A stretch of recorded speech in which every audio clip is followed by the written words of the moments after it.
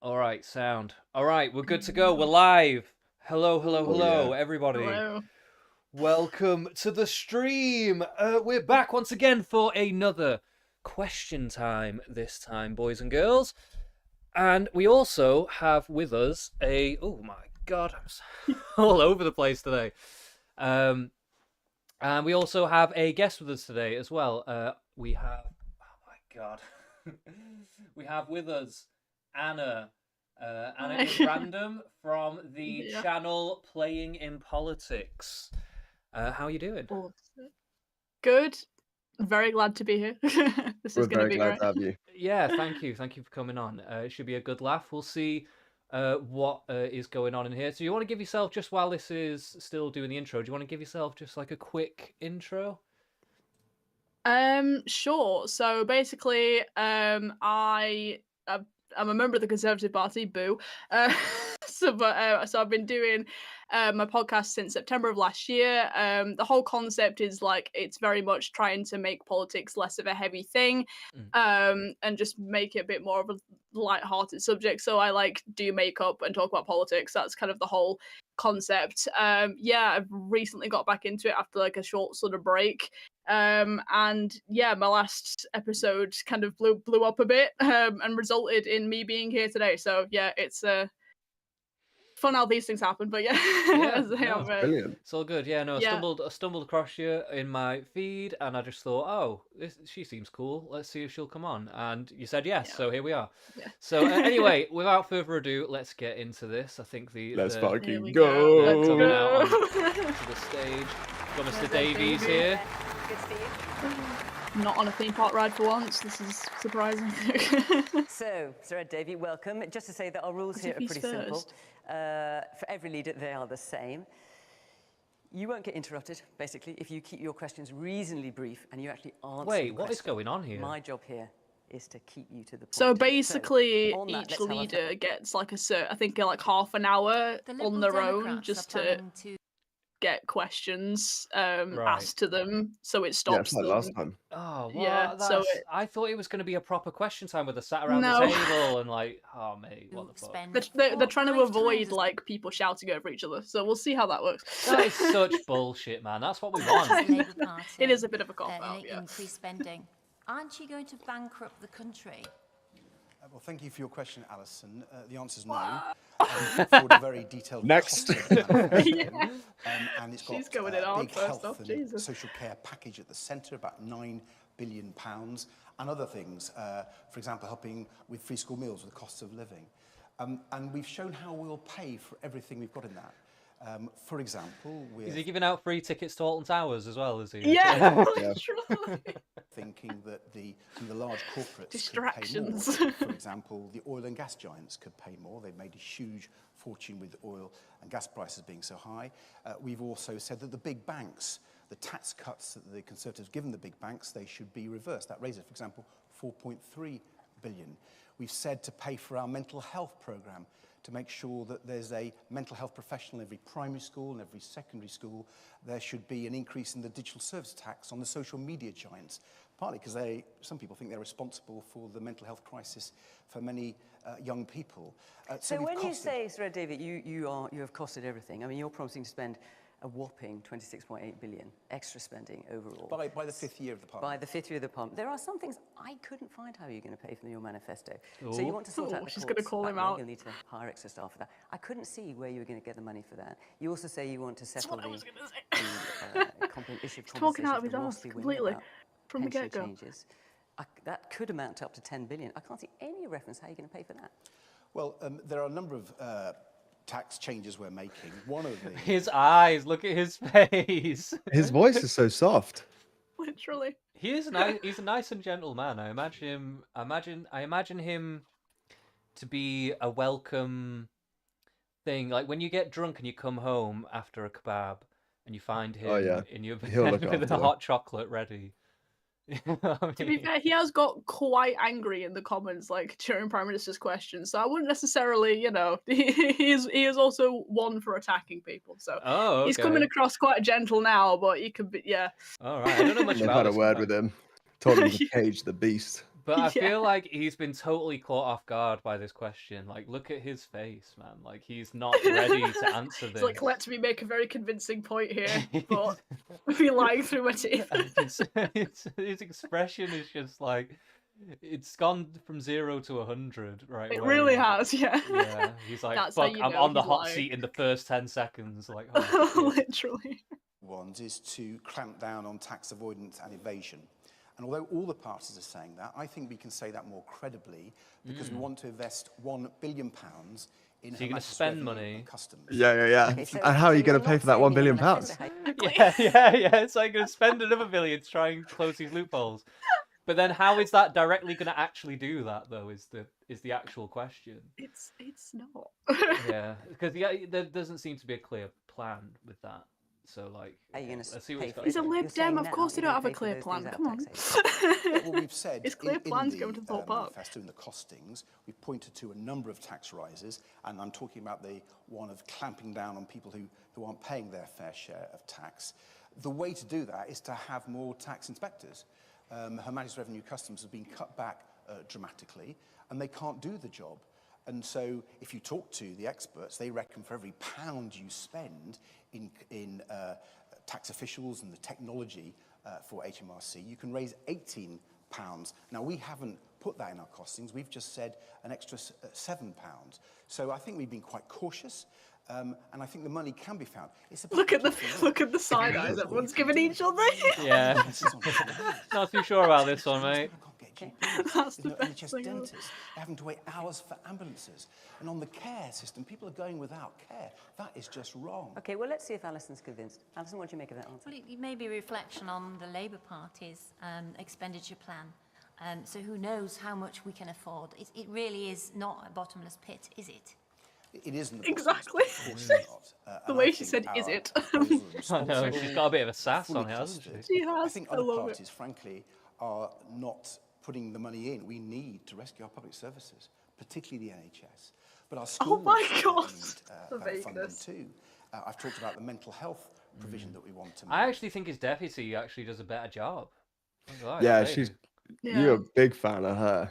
Yeah, she's my fruity cocktail, cheeky Vimto after work. You know what I mean?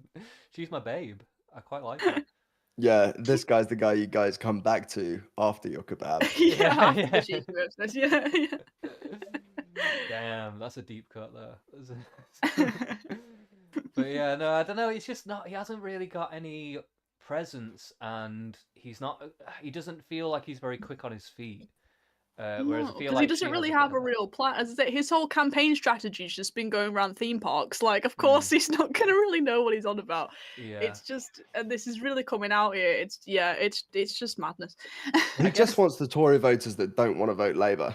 Yeah. That's the Yeah, play. yeah, oh, 100%. Yeah. Because They're I think he knows that's going to happen anyway. Like with the rebel voters, like just going straight to Lib Dem. Like he knows where he stands. He doesn't really give a toss. It's just like, well, let me Yeah. make some vague answers to these questions. Yeah, it's about just kind of like getting through these difficult questions and just coming off as best as Literally. possible, like, which is going to be a little difficult, but yeah, you probably will secure something if you can like if you could pull out at least a good couple of answers here and there, like he'll probably up his standing. You could somewhere, say he but- survived. No, yeah. Yeah, I suppose. Yeah. I think if you look at the cost of living, I'm very worried that children are going to our schools words. with empty tummies, that they're hungry. They can't learn. Hungry for knowledge. All right, now he's trying to get an And, Oscar. What's when going we on? we provided free school meals dying. for infant children. dying. Actually, we used a Infant pilot that children. Labour had done before, to give credit where credit's due. But we put it in. The Tories didn't like us doing it. George Osborne did not That like fake giving free laugh, school oh meals my to God. infants, I can tell you. But now we think we need to go further. Oh, That guy with the black Crisis. tie Any looks child like my that's kind of guy. LGBT He looks like he really means should be getting fucking free school business. Okay, let's take a question. The very back there. Isn't the problem, though, Ed, that you've got a credibility issue? We all remember the broken promise on tuition fees. You enabled I Cameron remember that. and Osborne's austerity. So I don't think people are going Never forget. Never forget. Bro, you owe me like 70 grand.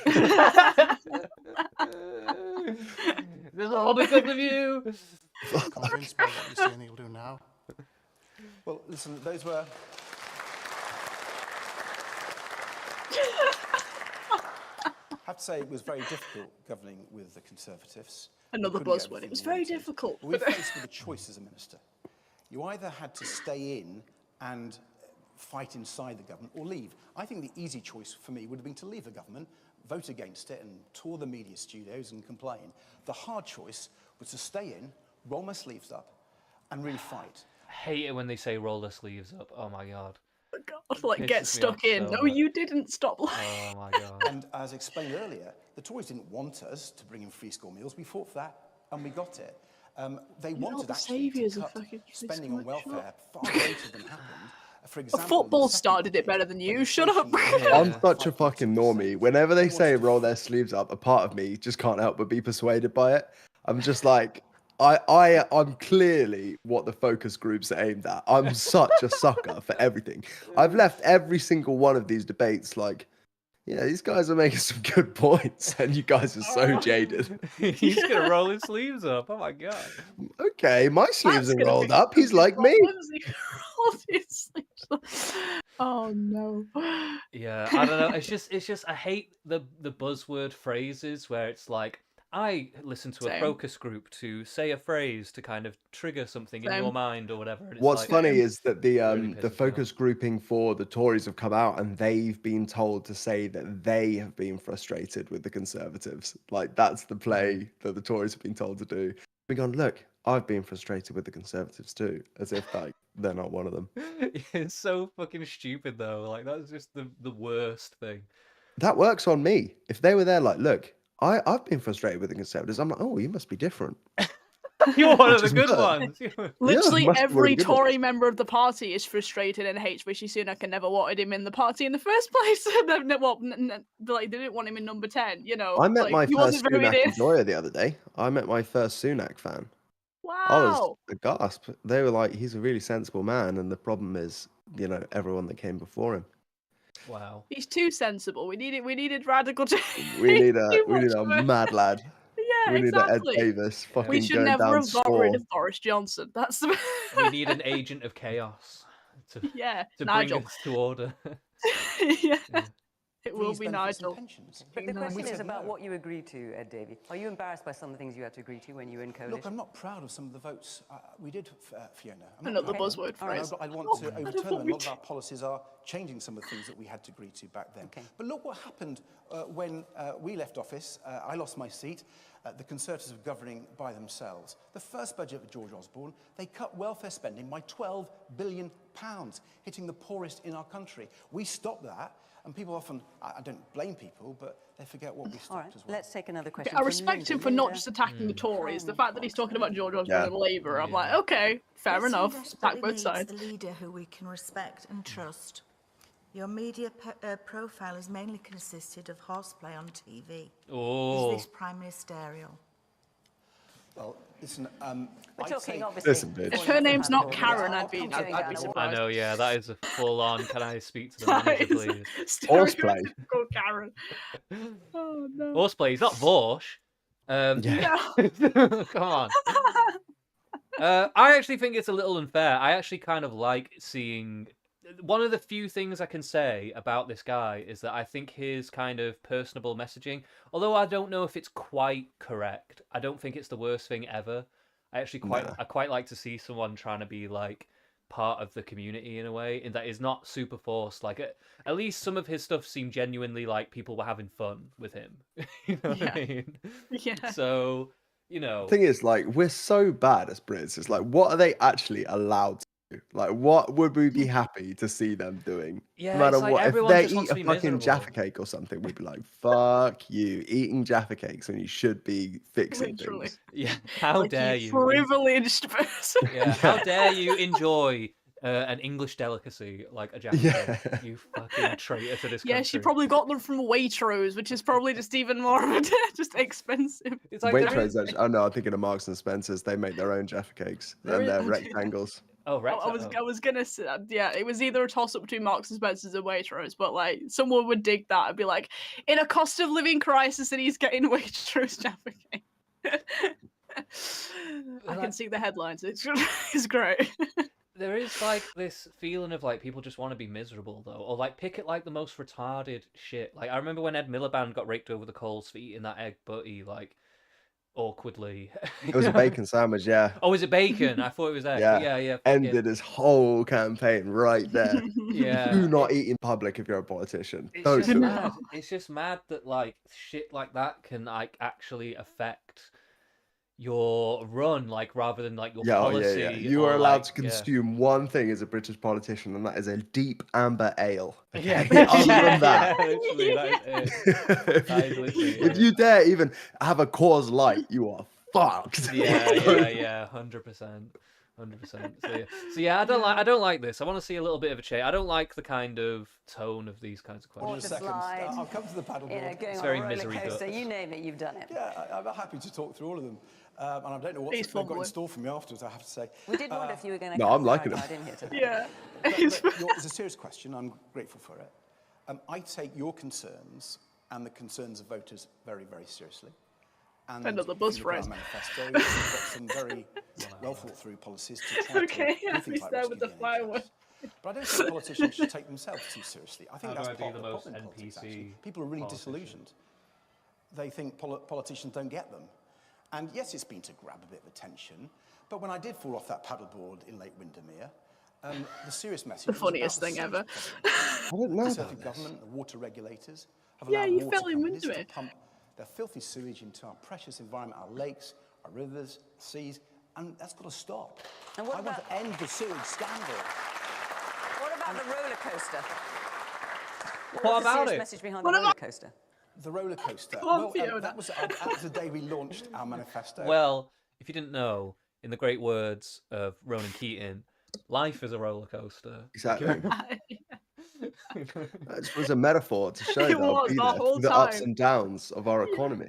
Yes, exactly. Literally. Exactly. Come on, get with it. Get with the times. Yeah. By the way, we've got JT in the chat, by the way, who says Nigel has meme power behind him. Stark He contrast does. to this. That's what I said. Yeah. He This does is have why the we meme need him in. magic. He does have the meme magic. I do agree. He with does. He does. But Nigel would be down the pub, but no one would be like, "Why were you down the pub?" Which is probably worse than being on a paddleboard. The guy's just out there exercising. But yeah, he's you got to just- be good at something if you're going to do it. He's in just public. having Exactly. fun, being goofy. But like, yeah, I don't know. Yeah, it's This not. is all this fluff. Yeah.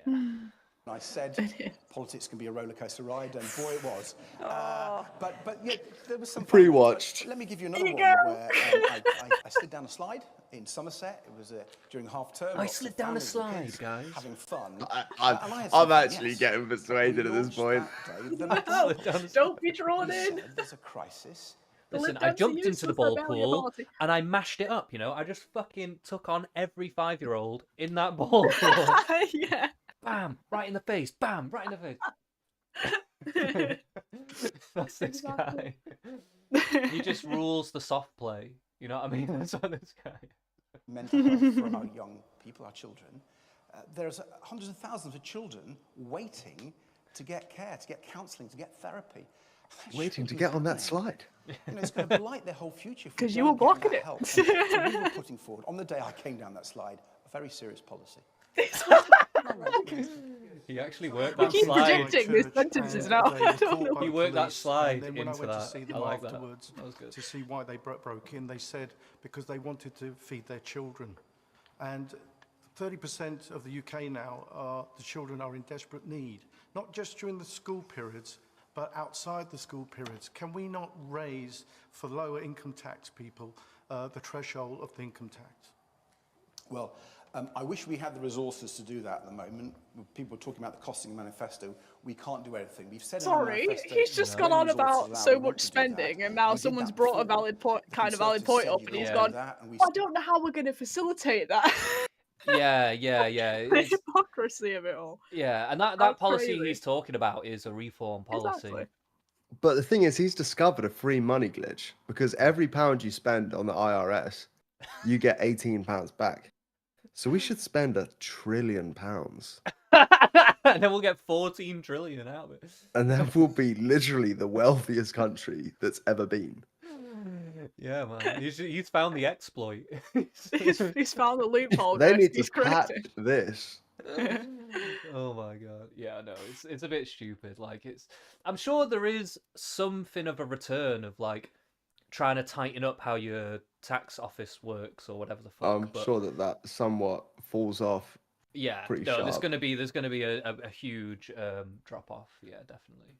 Diminishing return, I think is the word I'm looking for. Said we're going to do that, we must do that. But it is about making choices, and you're making choices about certain things that you want to spend more money on than Yeah. pretty much any of the other parties, but not Yeah. in terms of making Well, people pay less tax at the lower end of the tax scale. I don't think we can afford Exactly, like that yet. Fiona, But exactly. one thing we can do to help families with children, the ones you were talking about, sir, I think the 2-child limit on universal credit is just wrong. I think it has to go.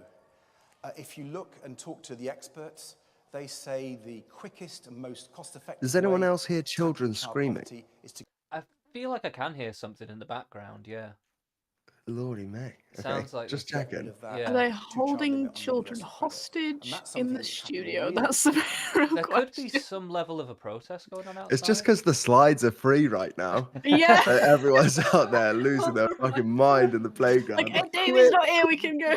we have half an hour exactly. And then Big Before he Dave's comes coming in out to late take again. over again. Big Dave is Yeah. getting his elbows out. All right, kids. quickly. It's costed in our manifesto because it is a bit pricey, but I think it's the best way, and hopefully that means that family that you were talking about would have the money and wouldn't have to do that thing. Okay, it's a question back here. Your manifesto, is it just a case of you've went unrealistic about your manifesto because you're not going to get elected to be Prime Minister and your party's not going to get into power? Well, first I'd say, sir, Wow. I mean, with it's a due fair respect, point. the elections isn't over. I'm on here to try to persuade people in this audience and across the country viewing it to vote Liberal He's Democrat, Delulu. because I think we've got great ideas. And I think we've been getting great responses. Are you trying to persuade people that you can be Prime I Minister? thought he was going to be humble about that. I'm You're so realistic not. about our chances, right? We've had 3 very bad elections. Everyone knows that. And when I became leader, I said my top priority was to defeat as many Conservative MPs as possible. So do you think you can or cannot? Reform's going to do a better We might job as well than hear that. from then. you. Yeah. We know what the It will polls be say. challenging given the polls. Okay. But I don't want to put a ceiling Oh, on the our awkward ambition. smile is doing it And, for you me. know, this is a few bit of time to go. I want to persuade you. But what the knows question that here is he's about from? is your manifesto effectively a wish list? So say, for example, you're saying everyone should have the right to see a GP within 24 hours. That doesn't really mean anything unless you can find the GPs, you can fund them. Yeah, you can't just grow them I'm out just of the saying you ground like have the hurricane. right to. It doesn't Yeah. mean that you're Yeah. going. Actually gonna get That's it. the loophole he's gonna go with. Yeah, it's fucking That so is totally stupid. the loophole. Oh, God. Yeah, no, like to be fair, like that question has unraveled his whole shit. Like, You have the right to win the lottery, you know? yeah, exactly. Doesn't matter about the how, it's just the right. You have a right. This is Yeah. a free country. You have Yeah, rights. it is allowed. Yeah. No one's going to stop you from seeing a GP in 24 hours, should one be available. In 24 hours, yeah. Yeah. train them, and you can transform the system so that is possible. Fiona, it's a very fair point. Can I take you through the GP policy? In the manifesto, we say we need to recruit 8,000 more GPs. And we've talked to health experts about how you could do that. It would take about 4 years with £1 billion a year. That's in our cost manifesto. And there's several ways you're going to do it. At the moment, actually, How are you going to get? there are people who have Where's been it going to come trained. from? There are several ways, and then he instantly pivoted to something else to not explain those ways. All right, thanks. At taxpayers' expense and qualified as doctors, and they can't work as GPs because there's not the money there to employ them. How crazy is that? And we need to train more. We need to retain more. GPs are leaving. Some people in our country, they come out of our medical school and they go to Australia. 'Cause Australia, He's sure trying to win they're that not Oscar. valued, The they're dramatics not he's given paid. here is so great. And, isn't that crazy? Yeah, It may be crazy, but the question you're being asked is your manifesto effectively just a He's wish got a list? very Because amateur you're not dramatic you're vibes. unlikely to make Prime Minister, you can kind of say what you like. No, it is absolutely not a wish list. It's a programme for government. And when I answered It is a wish list. about the costings, and I would urge people Yeah, that are on the it does website, seem go and that see way. them for yourself. We've put a lot of work into it to make sure we can afford something. Let me explain that one of my lessons from when I was in government before, and we didn't deliver everything, was that you shouldn't promise something you can't deliver. What, And like when cancelling tuition fees? Well, yeah, indeed. A great performance, I'm gonna say.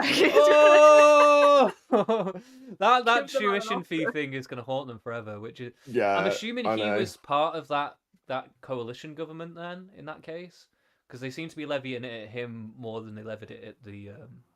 Yeah, I mean, she did get it pretty rough on the tuition-free front, but yeah, I think this guy might have been more involved. Right. Okay. From that process, there was two things actually. First of all, don't promise something you can't deliver, and so when you have a cost of manifesto, make sure Yeah, I know, it yeah. sums that up. It's like, let's just Very forget that confident just got they said. do. Secondly, Literally. we lost some trust during that period, and we've Look, had to let me rebuild let me it. relate to you with my hands. Since I became leader, we spent the Everyone last few looks years so trying to sad rebuild that and trust by listening to disillusioned. Oh my Everyone's looking at god. the camera just Yeah, goes, you're right. That Just just the do look blank miserable. And I'm just in our get this guy off manifesto, the we tried stage. to reflect those concerns. Oh That's my why I've God. put health and care right at the centre. The I have some misery. experience as a carer, maybe we'll come on to that. Literally. But I've also put the cost of living as our key priority. I mentioned free school meals, talking about reducing people's energy bills through insulating people's homes. That's good for the environment. It's good to keep energy bills down. They're way too high. All right, now you've talked about your record when the Lib Dems were in coalition. Let's get a question from Lela Violet Haloum. Where are you? Yes. Thank you, Sir Ed Davey. In 2010, your party promised to abolish tuition fees, and that was the centre of your campaign. It's haunting now, him so students like much. myself are burdened with hundreds of thousands of pounds of student debt. How can my Mugs. generation trust you? It's haunting him. Can I just say, He's she's just been like, waiting her "Shoot." whole life for this I moment. was gonna say she's saying that with such conviction. I was like, as soon as you opened your mouth, I was like, this is gonna be one of those angry young people who'd like basically spit every single word at them She because doesn't they're even so look that angry. young. She honestly looks like an imposter. I There's thought she always looked... one. There's always one. She looks like she's like some kind of M16 plant, or what is it? What is our secret service? What? MI6. MI6. M16. Nah, she MI6 looks like plant. she honestly looks like she's about to audition for like the new version of Grease the musical. Yeah. With the red lip and everything, that was what I 100%, was thinking. yeah. I was like, she prepared for this. She'd be a Patty. Actually, Anna, Patty you also Simcox. look like you're about to audition for Grease.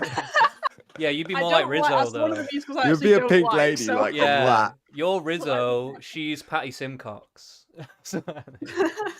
Listen, I'm...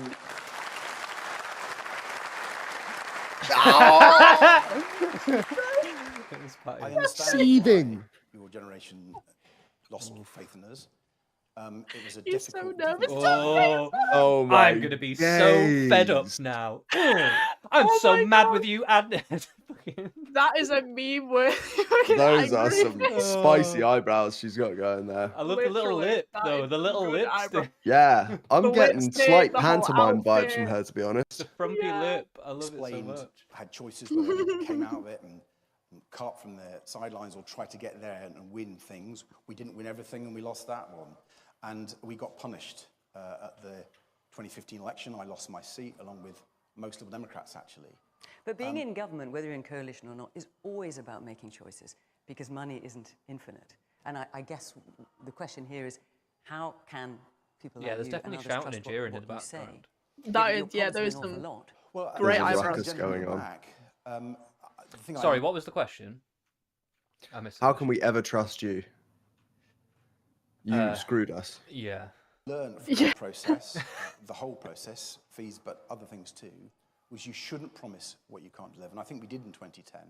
And you don't think you're doing that Oh now? no, he's Absolutely. he's It fallen was a big into lesson the. I learned, Let's just and repeat I would one urge people- catchphrase until they Yeah. understand. It seems like he's just in total denial as well. It's just like, yeah, that happened, but we also did some other shit. So like, just ignore that, please. Yeah. Not really working though. people to look No, at it's our not. manifesto, look at the costings. We've said that money should come from all the people I've already listed in answer to Alison's question. There's another group. He's that starting I to get didn't nervous. mention. Can hear it I don't in want his to voice. put tax up on ordinary people. People have seen huge tax It's rises been across quite. government. The questions have been fairly hostile, I think.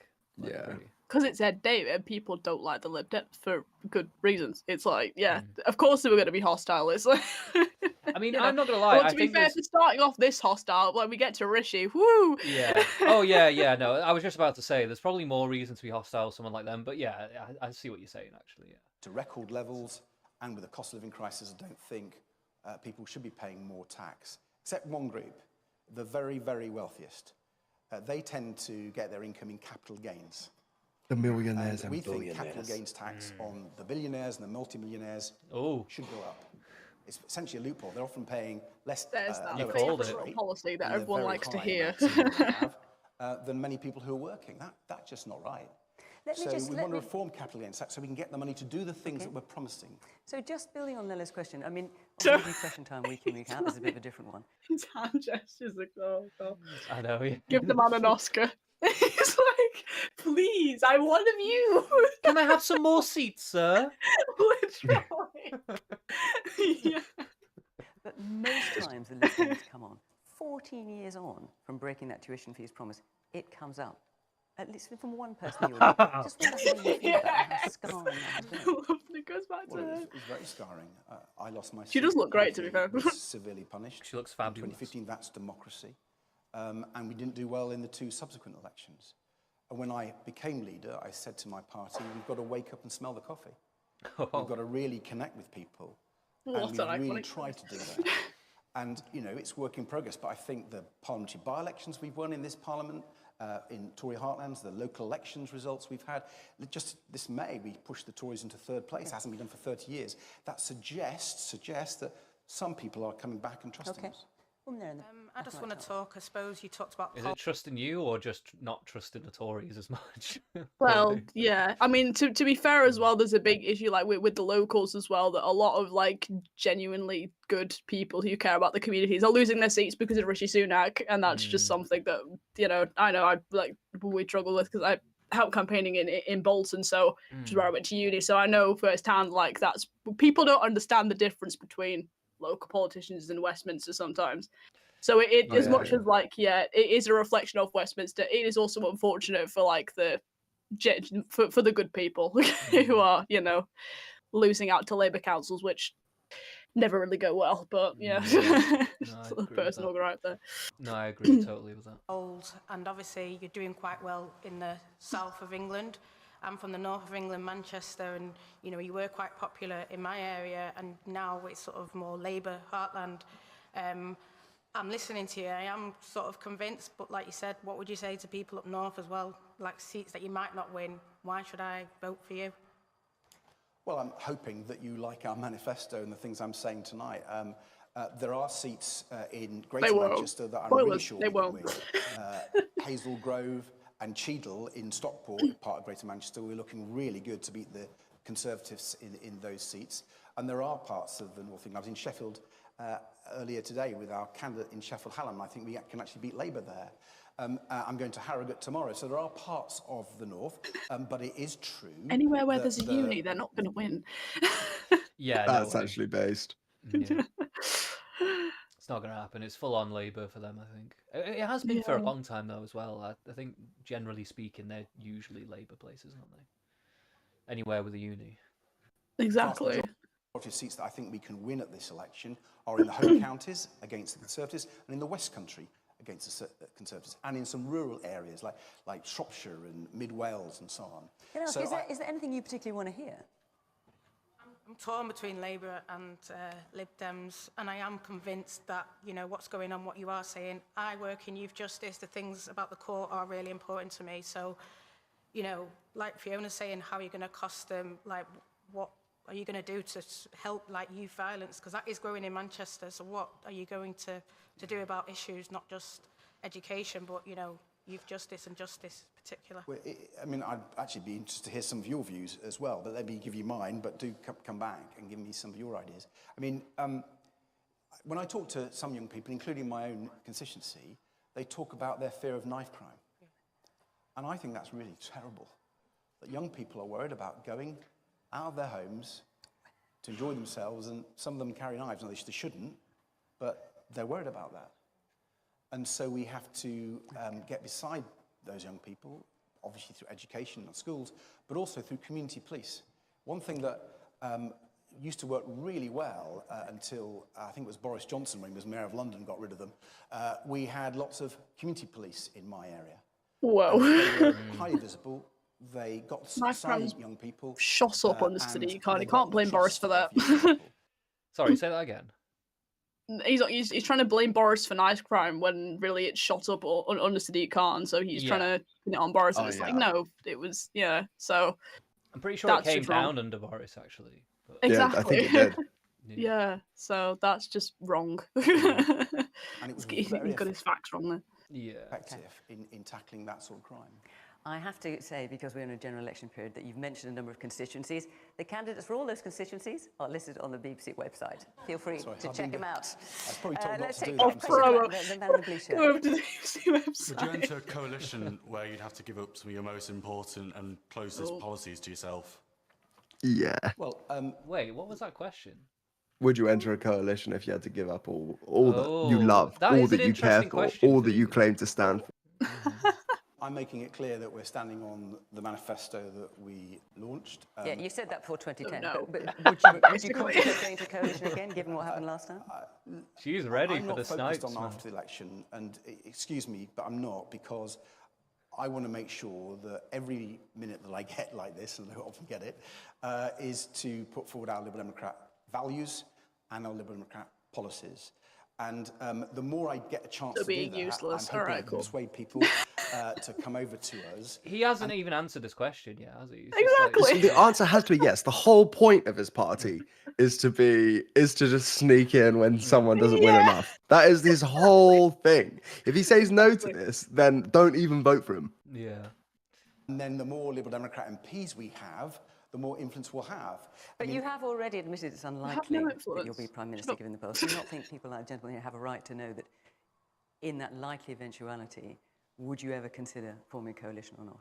Likely, but no. What I'm being really clear to people about is that I want to make sure we maximise the Liberal Democrat number of MPs. We basically going to beat lots of Conservative MPs, I hope, a few in Scotland, a few SNP MPs, but I'm determined to focus it in on that. I've been in politics... So that's not a question you're going to answer, just to be clear. Well, I'll explain why, Fiona. I've been in politics a little while. She's doing well I've today. seen a lot of Lib Dem leaders, and sometimes they focused on what happens after the election. And I've noticed that when they do that, they don't focus on the job in hand, which is trying to win So you're not gonna local answer that one. champions and Liberal Democrats across the country, and I'm going to try and do that. All right, let's take a question from France Gregory. France. Where are you, France? Ah, there you go. Are you proud of your conduct when you were Post Office Minister? So, just to give people a bit of context, if you don't mind. So, Okay. you were Post What's the goss, guys? Let's go. Office Minister. You refused to meet Alan Bates in May 2010. Alan Bates said he found that disappointing and offensive. You then met Alan Bates in October, and what you said to Alan Bates to begin with was that a meeting would serve no useful purpose. Who the fuck is Alan Bates? Well, Yeah, who the hell is this dude? You didn't meet this guy. Why didn't you meet him? Yeah. And then you- In 2010, why did you not meet over 10 years ago? Why did you not meet? What? We're I all don't sat here understand going, who the fuck is she on about? Yeah, what the fuck is it? I don't understand this. It is the biggest miscarriage of justice in our country's history. And my heart goes out to those sub-postmasters and their families who've suffered Oh, is so this to much. do with that fucking... Oh, it might have been to do with the post office. Right. Oh, right. Oh, yeah. In my constituency, and no. it's always quite harrowing. I made two big mistakes during that time. It wasn't an issue that cropped up much, but it did crop up at the start. When Alan Bates wrote to me, I'd been in office about 2 weeks, and I wrote to him and said, no, this is a matter for the post office. We don't govern it, and I'm not going to meet you. He wrote back furious. He did. And then I read his letter and said, well, I better meet him. And I met him in October, as you said, Fiona.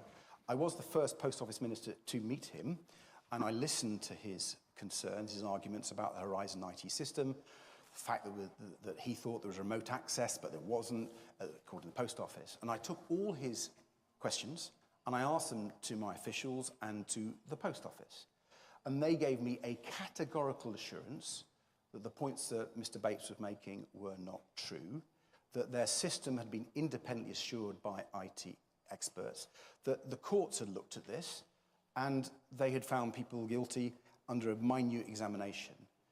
And I wish I'd seen through that, but those are what I was told. So the question is, are you proud of it? Well, I wish I'd seen through the lies. I feel sorry. Yeah, I'm so proud of that. Like, He just pulls out his t-shirt and just says, "Fuck Alan Bates." He's like, "Yes, I am." Suck these balls. Go fuck yourself. It's Big Davey in the building. I'm going out onto the jungle gym. See you later. For not seeing through those lies. There were many ministers of all political parties during this 20-year period who didn't see those lies. The courts didn't. And here's the issue that, because I've obviously reflected on this because it's such a scandal. What I've come to the conclusion is our system of government, whether you're a minister or you're in the courts, Matty's in the depends chat on as well. people telling the truth. And in a number of scandals, the contaminated blood scandal, the Hillsborough scandal, the Horizon What's scandal, up, Matthew? we've seen people not telling the truth, and there's been a conspiracy. It also depends, in fairness, on ministers having a degree of curiosity. And as we saw, there was a Conservative who then went into the Laws who had got a degree of curiosity, and in the end, James Arbuthnot spent a lot of time uncovering that. I guess she is didn't have doing that so curiosity, well. I'm so impressed. Yeah, she's been firing on all cylinders. Like, she really has. She's so quick with the snipes and stuff. Like, yeah, she's holding it down. She's got some low-hanging fruit. They just nab him on the last coalition every time. Yeah, I suppose, yeah. Which is valid, because it was a shit show. Yeah. I did, Fiona, because I did meet Mr. Bates, the first person to meet him in that job, and I asked his questions to the post office, but I got those categorical assurance. And He's repeating his story now. What do we do when people aren't telling the truth? I think there are two big things to change the system. To be fair, how was he supposed to know they were lying, though? Like, what the fuck? Yeah, to be fair. How was he supposed to know that? True, yeah. Are you proud you didn't read their minds or go on some kind of They're crazy... like, someone was curious. He's like, "Bitch, don't you think I was busy?" Right. It's like, why didn't you go on like some kind of like Mission Impossible style mission, exactly. breaking into their offices and finding out what the real deal? Conspiracy goes all the way to the top. It's like, what was she expecting him to do? She asked them, and they lied to him. What the fuck? Like, it's literally that. The scandal we've seen. And the first is he's not Spider-Man. Spidey Spidey senses like, oh, I don't know. The Horizon scandal was actually only uncovered during a Panorama BBC programme in 2015 and then the High Court in 2019 because one guy who was an insider in Fujitsu blew the whistle. He took a lot of courage. Fujitsu. And I think whistleblowers serve the public interest, but they Is don't that some have kind the of Naruto protections, shit? and we need to give whistleblowers far greater protections so these scandals are uncovered far more quickly. Man further back in the blue shirt, yeah. Should Paula Venables face criminal proceedings as a result of the bonuses she's profited on the back of the sub-postmasters? Well, I think there were serious mistakes made by Paula Venables and the post office executives who were in charge, some of the lawyers, some of the people in Fujitsu. There's a public inquiry which I campaign for because the people who've done this appalling thing need to be held to account, and there's a criminal investigation which I totally support. I don't think I should prejudice that investigation or the outcome of that inquiry. I think the evidence that we've heard does speak for itself, but I'll let the judge in charge of the inquiry and the police make those final decisions. But I really hope that people go to prison for this. We've got about 3 or 4 minutes left. Let me try and get Probably the only valid answer he's given so far. Well done. yeah, I would say so, yeah. As a 25-year-old university graduate living at home due to the high cost of renting or buying a home, what concrete steps will your party take to address the housing crisis and make it easier for young people to afford their own homes? So you are pledging in your manifesto to build No shame with that living at 380,000 new home. homes per That year. is, no shame. What's that? Sorry. There's no shame in it. Oh That's yeah, all I know. yeah. If it's what you need to do, like save up, fair enough. There's no shame in it. There's Yeah, all like, yeah. oh, it's in, like, well, in it's this fine. economy, like, yeah, in this economy, totally, 100%. But like she's saying they're gonna build 380-something thousand homes a year. I think is about what she's about to say. It's like we don't have the land space for that. Never mind. weren't they already saying though it'd be like, no, we do actually. I think we actually do. But Oh, right. But it's just that they don't want to build on like Greenbelt and shit. Well, of course, yeah, you protect the green belt at all costs, you know, don't. But why? don't be Why? Why destroying the though? green Because belt. like 80% of our country is like green belt. There's Yeah. like loads. There's And loads. it's nice. I mean, I'm not We saying like green destroy it all. spaces. I'm saying like use 5% of this Right. 80%. You know what I mean? Think about Like, the water voles. Yeah, the wildlife. Protect honestly, British wildlife. I don't give a shit. Well, that's on record, on live. Yeah, ring it up. I Doesn't don't give give a shit about the British wildlife, everyone. This is... Hey, we need homes. But like no, like the other ones are saying like 1 million a year and shit. So I don't know. This seems a little low though. I That's don't know. so many a day. Yeah. I don't even know how they're gonna pull this off. More than any other party. Again, I couldn't find any... Wait, what did she say? 5-year-old university graduate living at home due to the high cost of renting or buying a home.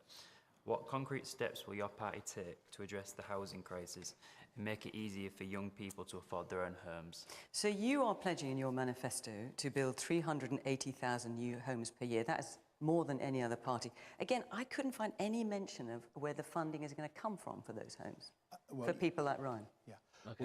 Well, it is in the manifesto costings. It's in the capital investment Oh, yes, section. I looked there. Yeah, Another it says buzzword 6 phrase billion. and she's catching him out on it. She's like, yeah, I fucking read it, mate. Yeah. Go on. Oh, fuck, she read it. Yeah. Oh no. Our greatest weakness, somebody who actually read the manifesto. Oh fuck. Each year over the lifetime of the Parliament. That's funded by borrowing because it's capital investment. So it is in So it's our by manifesto. borrowing. You're funding it by borrowing. Okay. Yeah. Because Beast. it's capital investment. And so we've said Money printer go burr. Let's go. that there should be 150,000 new social homes built every year because they're affordable and they can be built in the right places. And our approach is a community-led What's approach. the right places? Because Social housing the current system in the isn't right working. places. It's What a is that? developer-led approach. Yeah, no idea. And they tend to build the wrong houses in the wrong places because they get more money for them. But also on average, you've had something like about Big. 150,000 homes per year been built over the last decade. What makes you think you can just change all that so dramatically to end up with 380,000? Well, it's not going to be done in the first 2 years, Fiona. No, we're not saying that. But even within 3 You dumb bitch. Well, I think it can. I think it can. It's happened His in our facial country expressions before. are just. I do actually love his facial expressions. I might actually use. You can just snips. pause at any moment, and he's just got a reaction gif I right wonder if he there. did drama really at GCSE does. and he's just pulling it all out now for this. Yeah, he totally did drama GCSE. 100%. Skill up. You have to find Hasn't happened it. for a long time. No, well, it hasn't happened, but it needs to happen. It absolutely needs to happen. Whether it's for young Sure, people. it's just a question of how you'll do it. Well, I've been trying to explain that we want a very different approach, a bigger focus on social homes. That means the state investing in council properties. You know, my wife, I met her on a Liberal Democrat housing policy working group. Because that sounds I met her on a slip and slide. Like, Maybe- I'm interested to hear the origin story of his Yeah, marriage. no, he's got me hooked. This is gonna be like, yeah. Someone make a film about their love story. This is gonna be great. I met her on the monkey bars of a jungle gym. that sounds Mr. Romance. But to be fair to my wife, she's a social housing lawyer, and she's now on the council in my area in charge of housing. And she's now in charge of the largest council house building programme in 40 years in Kingston. So it can be done. You know, my wife's doing it. I'm very proud of her. And I think it needs political will. I relate to you. The Conservatives aren't interested. It's really clear they're not interested in that. They want to play to the developers' tune. I think if you play to the community tune, it's better. And here's another reason. You know, some people say people don't want homes built in their area. One of the reasons they don't, if you ask them, is they say, well, there's no GPs already. You want more people here. There's not enough school places. The water infrastructure can't take it. So what you want is a community-led approach which deals with those issues. The developers don't want to do it. So if you have a community-led approach, What's the community you can deal with approach? infrastructure problem. But the problem is we've got this like NIMBYism shit where like we've got these laws where if enough like a few, even just like a few people, it can just be like 10 people say, oh, I don't really want that built here, then it just doesn't get built. And like, I'm not gonna lie, that's one of the shittest like policies we have on the books, like full stop. It's so bad. Like we should not have that. Like, if We've you- just had a whole film studio cancelled in my area because, like, my fucking upstairs old lady neighbor was like, nah, "Fuck that, green belt." It's Yeah. bizarre. Like the Green Party have used it to put a stop on building like solar plants and stuff like that. Like it's actually That's wild. insane. Yeah. The Green Party have stopped solar plants. Yeah. Sorry. Because they were going to get The built on Green Party have Greenbelt. stopped solar plants. Yeah, because they were going to get built on Greenbelt. So they used Oh. these laws where they can petition to like not get something built, and you only need a few people to actually make it not Damn. happen. So It yeah. just sounded weird that, you know, No, renewable I know, energy and the I know, Greens it's were mental. It's actually stopping it. mental. Like it fully is That's crazy. crazy. And people actually will welcome more homes because they can see there's something in it for them. I'm afraid I have to end it here because we're out of time for your allotted You're slot. out Will of you Yeah, please thank get Sir lost. David? Go back to your theme park. Go. Run. Go on.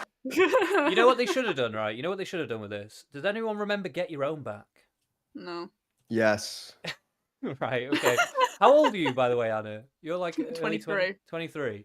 Maybe it's a little bit before your time. Maybe. There used to be a fabled children's TV show called Get Your Own Back. And the kids would bring on their parents, and the parents would have to go through various degrading tasks, where in the end, they would be put on a contraption that would dunk them into a vat of gunge. Gunge. Oh, right, Yeah. okay. It was the But best thing before ever. you were born, gunging was a cornerstone of British society, to be honest. It was British tradition. I do remember There were it, like, as a kid. gungings left, right, and centre. And I personally believe that we're coming out the other side of cancel culture now, but the gunging was an answer to that because we kind of struggled to find, right, someone's done something wrong, and we didn't know how to put that right. And the answer was a gunging. And I think that if politicians got gunged now and then, actually we could just forgive them for things. And the problem is we hold grudges. Don't hold grudges. Hold Hold gungings. Just cover gunges. people with slime. Yeah, that's great. 100%. And I was just thinking, Whoa. we should just have a special prime ministerial Get Your Own Gunged. Back challenge. Yes. They all have to compete, and then whoever loses gets I a would gunge. watch that. So I Oh I my would God. be there glued Yeah. to whatever I'm Be the watching. best Oh, thing just- ever. Yeah, 100%. be great. Thanks a lot.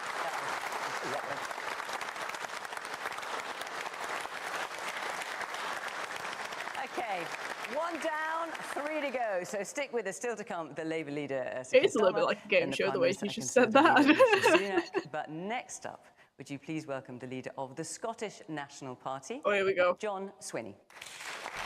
We haven't seen him either, actually, I don't think. First question, which is from Barely remembered he Andrew existed, to be fair. Atkinson. Right, okay, I just need to make sure we are all aware of this, by the way. We've got Scottish National Party, right? And the leader and the deputy leader are both skinheads. Yeah, it's true. So, That is a fact. just something to keep an eye on. Okay, guys? Let's keep an eye on. Hang on, let's get the microphone to you. There you go.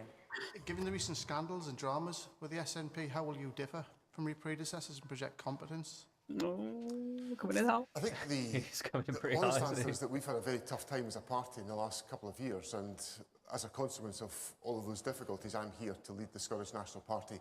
Should we just... I mean, first things first, he's got a beautiful voice. Yeah, fair play. It's like I was really butter, mate. hoping he did. This is the first time I've heard him speak ever. I strongly disliked the last Scottish guy Yeah, that they had hated on him. all the.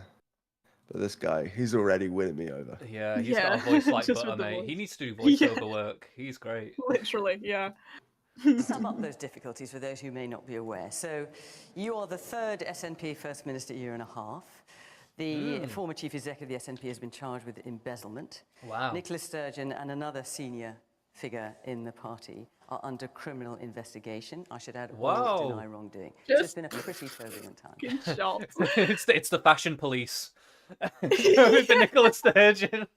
It Oh has been shit, a they turbulent got a time, and rumble. I'd be the first to accept that and to admit that. I like his tie. So my party's asked me well. to lead it through this election Nice campaign purple. and beyond it's the nice plum 2026 parliamentary elections to essentially do two things. To first of all, rebuild trust between the electorate and the Scottish National Party, and I've always worked throughout my political life to build trust and confidence with the electorate that have chosen me.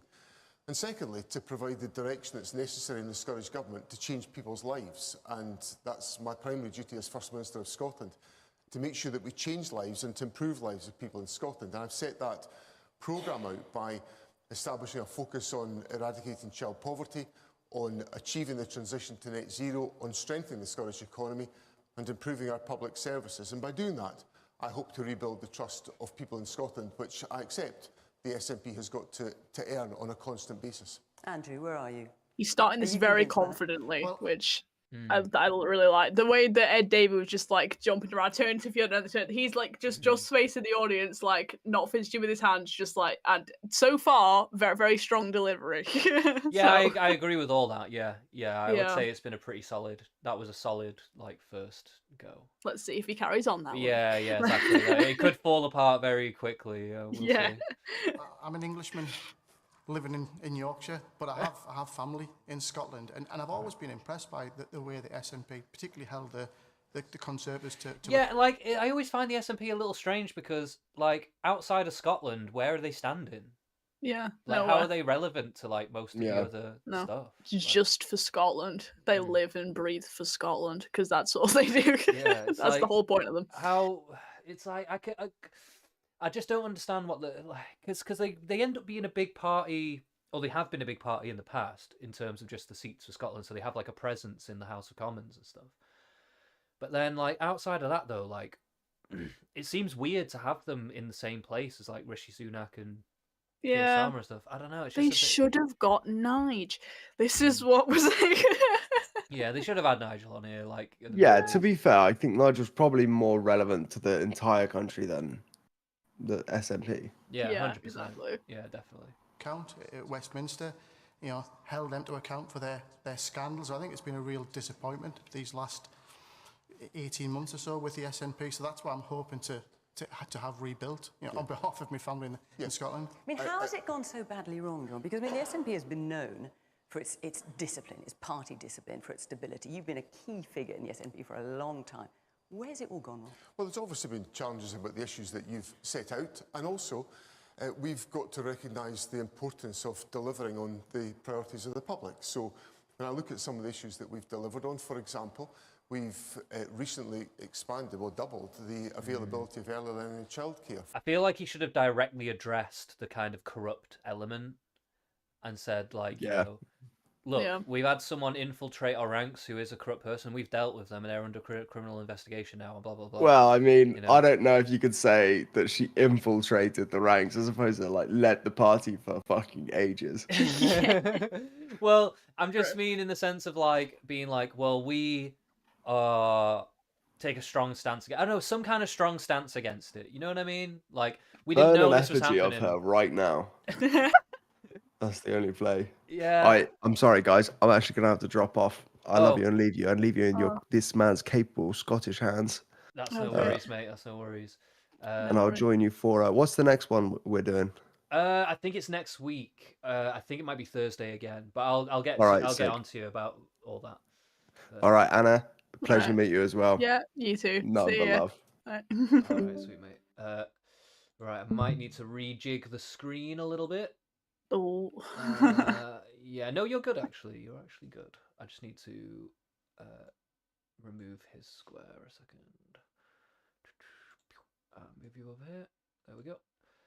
All right, we can get back into it. Okay. For families in our country, so that every 3 and 4-year-old and for many 2-year-olds get access to full-time early learning and childcare, which saves a family about £5,500 a year per child.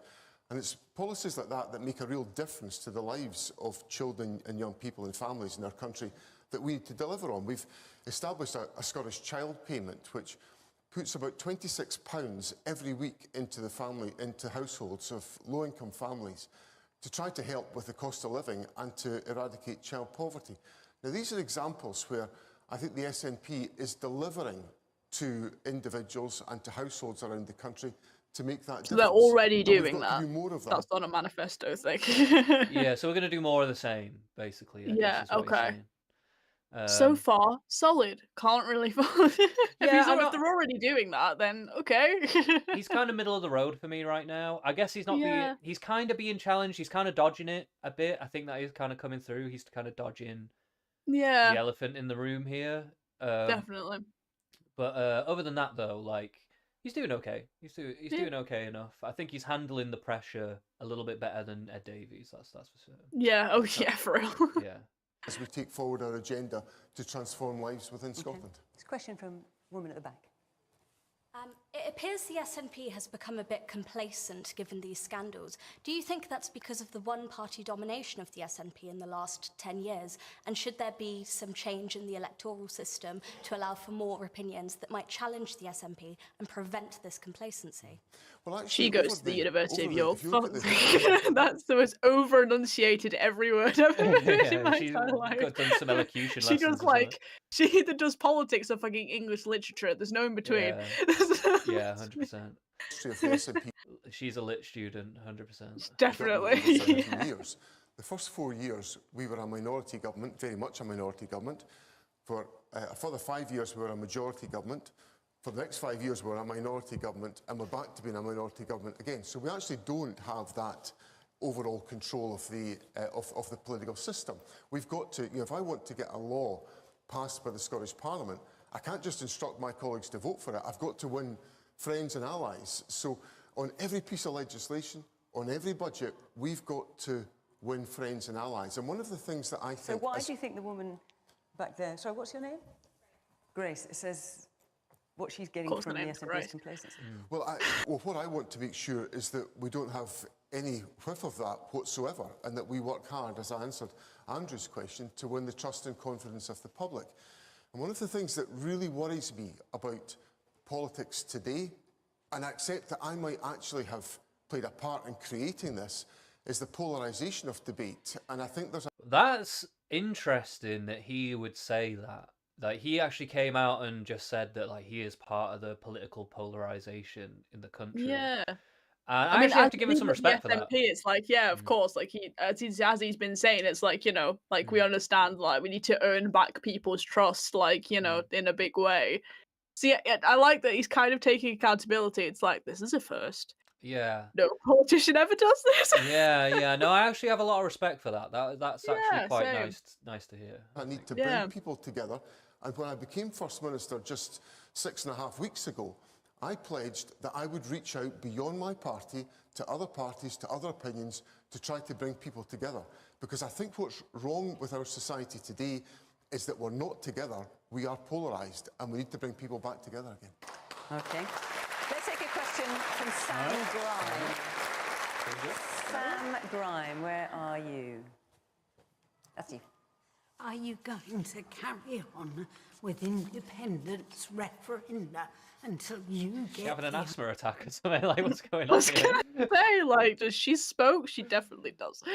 I don't know. She might have, like, just gotten a bit nervous or some shit, and now she's like... Maybe. I don't know. Or maybe she just has some kind of condition. I'm not sure. Maybe, yeah. So you want... So are you going to carry on? Thank you, Sam. Are you going to carry... No, absolutely. Very good to hear your question. Are you going to carry on with independence and referenda till you get the answer you want? Thank you for your question, Sam, and I accept it's an important And question. the answer is yes. That is what we are going to do. We're going to have as many referendums as it takes. And one that's on the minds of Because many we're people. Scottish, that's what we do. Yeah, the Scottish Nationalist Party. I don't know if you understand what that means, but... Exactly. We do believe we are the superior race in this Yeah. country. Fuck the English. So, yeah. Politics nowadays needs to have people setting out what they believe in. And I honestly believe that Scotland would be a stronger country and would have better prospects if we were an independent country. That's been my... Of course, he's doing so well, and he comes out with that. honest view over my entire adult life. But I'm a Democrat, so I accept that we can't be an independent country until the people of Scotland vote for us to be an independent country. And I do believe in the right of the people of Scotland to decide their own future. I think generally there's an accepted view that self-determination of the right of people to decide how they should be governed is an important political principle. And I think what politics today needs is politicians who will set out what they actually believe in, set it out openly to the public and ask the public to judge. And one of the frustrations I've got is that today in the Scottish Parliament there is a majority in favour of there being a referendum on independence and that Scotland should be an independent country, but we're not being permitted by the United Kingdom government to put that idea and that concept to the public. Thing, you liars. Yeah. So wait, is he proposing like another one then? Yeah, that's all. That's basically what he's saying. He's just dodging around actually saying the words, but that's what he's coming across. Like, we are definitely going to campaign for a referendum, but this horrible English government is not letting us do it. Yeah. What he's trying to say, basically. Yeah, He's trying to be really polite about it. And like he's saying, "Oh, okay, I respect the thing," but like that was all just to say, so because we want another vote now. Like, you know what I mean? Exactly. Like, yeah, okay. It's crazy. And I think we should have the right to do so. Well, obviously, They should. I do think though that like if you're gonna campaign for independence for Scotland, like you've got to have a pretty solid plan of like how Scotland is actually gonna sustain itself. Which they haven't cut. Like, none of the previous leaders have. Like, all the previous one did was just rant on about, oh yeah, referendum, and this one's doing the exact same thing. So it's just like, if you're okay, yeah, like at this point, yeah, I do agree they should at least like maybe have a chance to have another one, just to shut them up, basically. But it's like once they, like say if they win and they become independent, it's like, what are they gonna do? It's not like Brexit, like where we had sort of a plan. Let's not pretend it was perfect. But with Scotland, they just not come with any plan at all about actually what they would do. They just don't want to be part of England anymore. Yeah, So. it seems like their plan is just return to the EU and somehow that'll magically fix everything. Like, Yeah, like you're not like if they join the euro, then they're gonna seriously regret that decision. It was one of the best things we didn't do. Yeah. Was Oh, yeah, when we were 100%. still part of it was join the euro because it's fucking shit currency. Yeah. And if they do the same thing, then they're really gonna crawl back to Westminster like, hey guys, help. We're gonna go, well, you wanted this shit, so you Yeah, I mean, I'm not thoroughly convinced on like the actual viability of independent Scotland. I mean, maybe it is Exactly. possible, but I just haven't seen a good plan that really outlines how that's going to work. So Exactly. yeah. Until I see that, I can't really say that there is one. there was a referendum in 2014. I'm also wondering, should we skip past this SNP guy? I'm also wondering that we have like talked enough that we could probably skip it on. It's just like, is he relevant enough to keep talking about? It's like none of us live in you live in Yeah. Wales, I live in England. We're fine. We Yeah. don't need this. It's like, what does chat think? I don't know if anyone's in the chat. Well, If they yeah. want to skip Let's this see what dude. the chat thinks. I'll give it a minute to see. Yeah. If anyone's. JT says, I want Nige. I know. All of our hearts are broken, JT. Trust me. Yeah.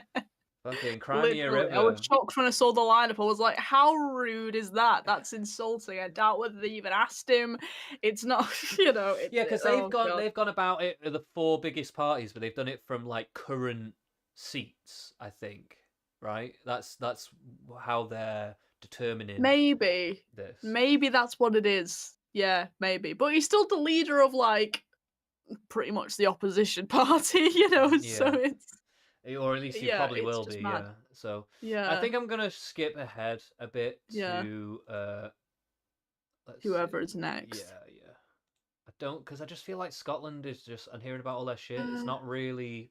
It's like okay for Scotland, but for us, we don't really care.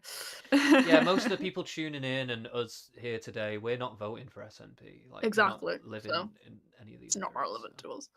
Fucking hell, the fucking shots That guy on looks like them. Lewis Capaldi. The Sorry. shots, yeah, he Like- does. The fucking shots on that one, lad. Fucking hell. Oh my god. He's raising a few sheep, I think, wasn't it? Yeah. Um,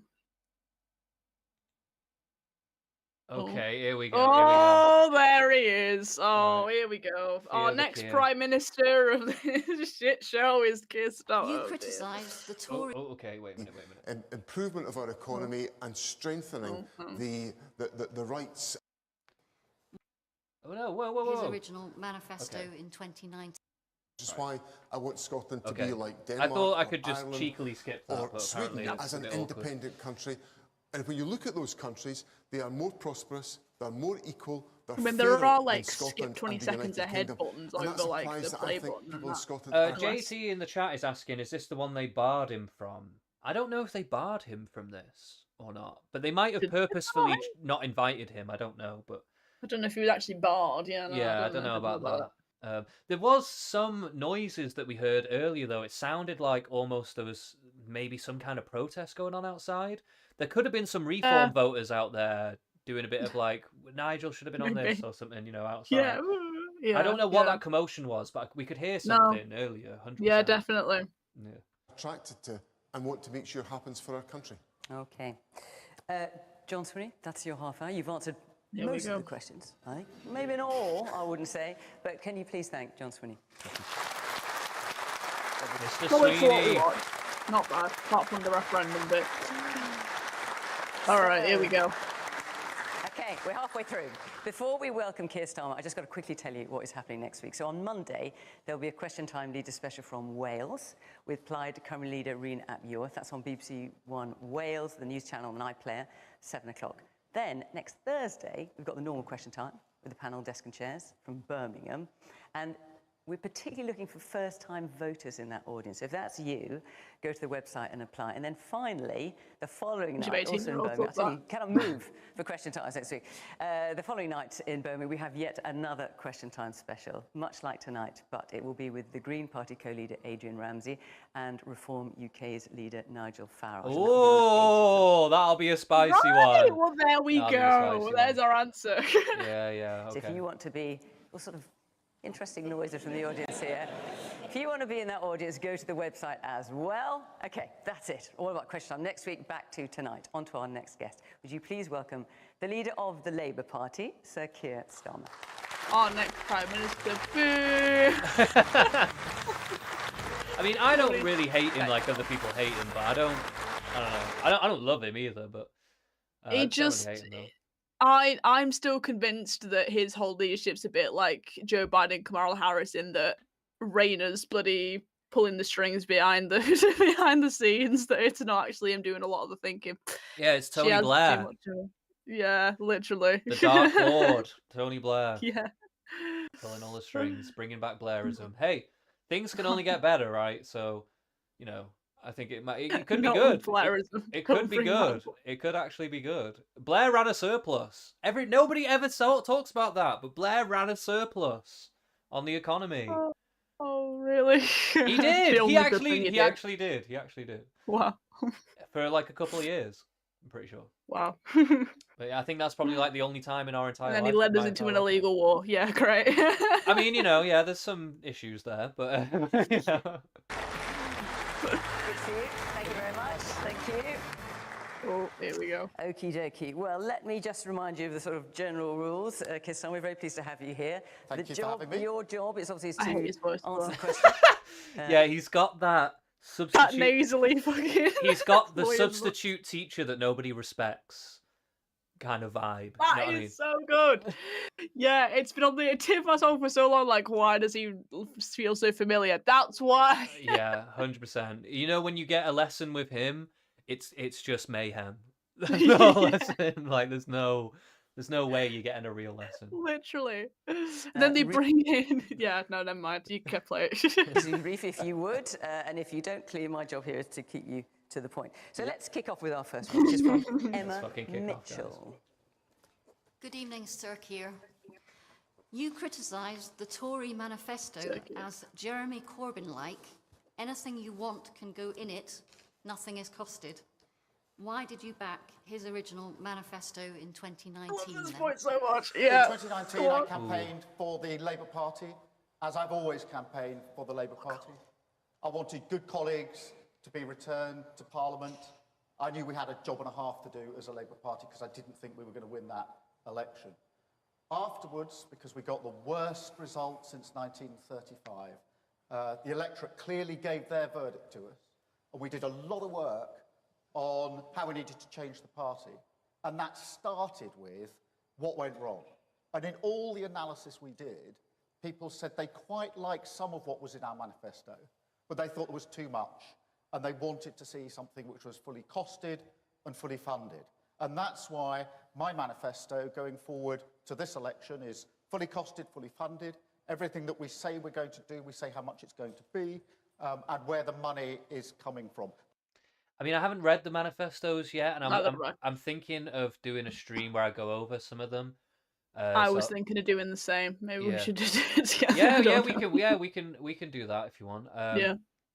But so that'd be interesting to see if that is actually true, because I remember reading that manifesto of the 2019 election, and I had a lot of questions as well about all that shit. They were going to set up like all these different kinds of like funds and stuff, like 400 billion like national Wow, bank yeah. thing. It was there was loads of crazy weird shit in there.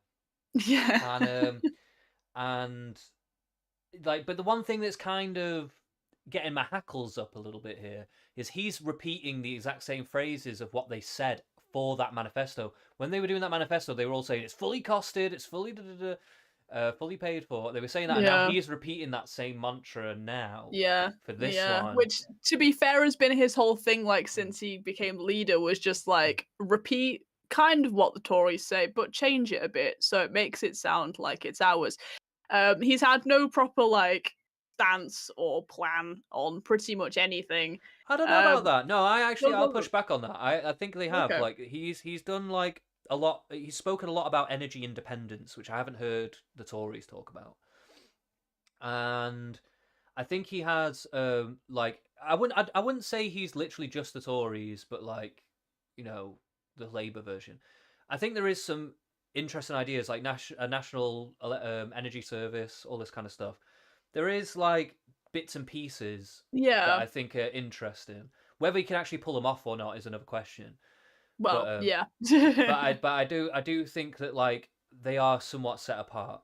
I think what I'm picking up on is that when I start to hear these repeat things, like when they used to say it for the 2019 one, when there was clear problems with their the way they were trying to cost this and blah blah blah, and there was clear holes in the plan. So when I'm hearing that same phrase again, I'm starting to think, okay, when I look at this manifesto, am I actually gonna be seeing a fully costed, fully funded thing, or are you just saying that because it seemed like that phrase worked in 2019? You know? Yeah. That's kind of where I'm at with it, but yeah. Because that's the sort of stability that we need. The other thing that's obviously happened since then is Liz Truss put forward a number of unfunded commitments, in her case tax cuts, and look what it did. JT's in the chat and he's saying strategically put Nige with the Greens so no one tunes in. I actually disagree. The Greens are crazy, and I reckon that people would be well love interested. Nigel so much in Reform that like that will be the reason they watch. Like they won't care about the Yeah. Green one. It would just be Nigel, especially because they didn't put him in this one. It will be everyone will watch just for Nigel. So yeah, no, they definitely will tune in because everybody loves Reform. Nigel's So much. definitely Nigel's the big draw, but I also think Greens are kind of crazy in their own right, and I think people want to see them like under the hot I seat. have seen a rise in Green supporters. To be fair, the past few months, it's so yeah, I think it was strategic and good to put them together. Yeah, no, I think so. I think it's actually a good match. It's not too bad. I Yeah. didn't realize they were doing that. So Yeah, same. I didn't. They didn't say that at all until now. Yeah. To the economy, and there'll be people in this audience, people who are watching, who are still paying the price for that. And I said it about Rishi Sunak's manifesto because he's now included unfunded commitments in that, so he's repeating the mistake. Of course, he that just is goes a back political to point going into the election. I grant you that. But it is also really important because if you lose control of the economy, it's ordinary people, working people who pay the price. So many people, for example, still pay more. Labour governments have So that famously is lost why- control of the economy, and then the Tories have to come in and try and sort it out. So the fact that he's trying to blame that on That's not strictly true because Thatcher is the one that kind of she picked and chose what regulations they wanted to get rid of, and they build it as if like we're slashing regulation to like help people or whatever. But realistically, it was very they liked regulation that helped them form monopoly, and they didn't like regulation that stopped them forming monopolies. So it was very strategic in the way that they went about things. And I think it has had ripple effects that have affected our country by. So, for instance, 2008, the restrictions that were lifted on banks to speculate with people's money and stuff like that, like their mortgages and stuff. Yeah. That regulation was lifted under Thatcher. So it came back to bite them in the arse, like in 2008, a lot later down the line, but it still did, and it was a policy. That was like a decision made by the Thatcher government. So I don't know if it's always Labour going crazy. Although I will say that Labour probably are definitely a part of it. Yeah. But I think it can sometimes be a little simplistic how people look at stuff. And I'm not saying Thatcher's to blame for everything either. No. I'm just saying I think it kind of started around there, is where like this kind of like instability and not being able to like really get the economy going. Like there's been some booms and busts, and they've been like fairly frequent. I mean, I think we were on an upward trajectory, like right after the 2019 election, like right before COVID fucked everything up. Yeah, you We are were right. like, You are okay, right. There was we're in a something. good place here, and then China was like, let's just release this virus. You're welcome. I'm like, no. Yeah, yeah. And then literally. obviously we had the Ukraine war start, and that fucked with like oil and gas prices. So it's just been so I know like kind of what, because the route he's trying to go down is like Rishi Sunak and the Tories are to blame for everything. And it's like, well, no, not when it comes to like the cost of living crisis and that. That was mainly lockdowns and the war. Yeah, 100%, exactly. And Brexit to some degree, but to a smaller degree than what Yeah. people think. Yeah, 100%. Yeah. Said it because I think it was overloaded, it wasn't fully funded, and I think that particularly now in 2024, the base camp, the foundation is economic stability. Well, can I just remind you, because obviously you backed that manifesto, you also said in February 2019 that Jeremy Corbyn would make a great Prime Minister. Now, I don't know why he doesn't just say, yeah, I did it. I mean, he's kind of saying it, but he's not saying it very clearly. He's saying it in a way where it sounds like he's dodging the question about like why he backed it, like in 2019. He should just come out and say, look, I backed it in 2019 because I'm in the Labour Party. And I was just backing my party. I didn't really believe in it, guys. I didn't believe in it. I just did it because of my party. Come on. Yeah. Like, seriously. Said already you thought you were going to win that election. But putting that to one side, you said he would make a great Prime Minister. Did you mean it, or did you have your fingers crossed behind your back? Look, I didn't think we would win that election. You said that, but irrespective of that, you said he'd make a great Prime Minister. Did you see that guy in the bottom right? Minister, did he was you so mean happy. It wasn't a question that really arose because I didn't think we were going to win the election. And now But we all heard you. We all heard you saying he would be a great Prime Minister. That was your way of telling the people here, vote for him. Did you not mean that? I was campaigning for the Labour Party. And I'm glad I did. But you also campaigned for Jeremy Corbyn to be Prime Minister. Campaigning for the Labour Party. I was a Labour politician. I wanted to be elected or re-elected, and I wanted good colleagues to be re-elected. Just answer this Some of the then. people around the cabinet. I don't think, because I think saying it outright, like quoted, oh, Jeremy Corbyn would be a great Prime Minister, if he didn't genuinely believe it, like he's a politician, they have a billion ways of dodging around a sentence. Instead of just saying it straight up, if he didn't actually believe in it, he probably should have said something vague around it that kind of sounded like it, that would have convinced people still. Yeah, could have given him some plausible deniability on it or something. Exactly. Yeah. So the fact that, like, he was quoted to say, Jeremy Corbyn is going to be a great Prime Minister. Yeah. Like, I fully backed this manifesto, to then go back and be like, well, I didn't actually, it was just the party, which I get the point.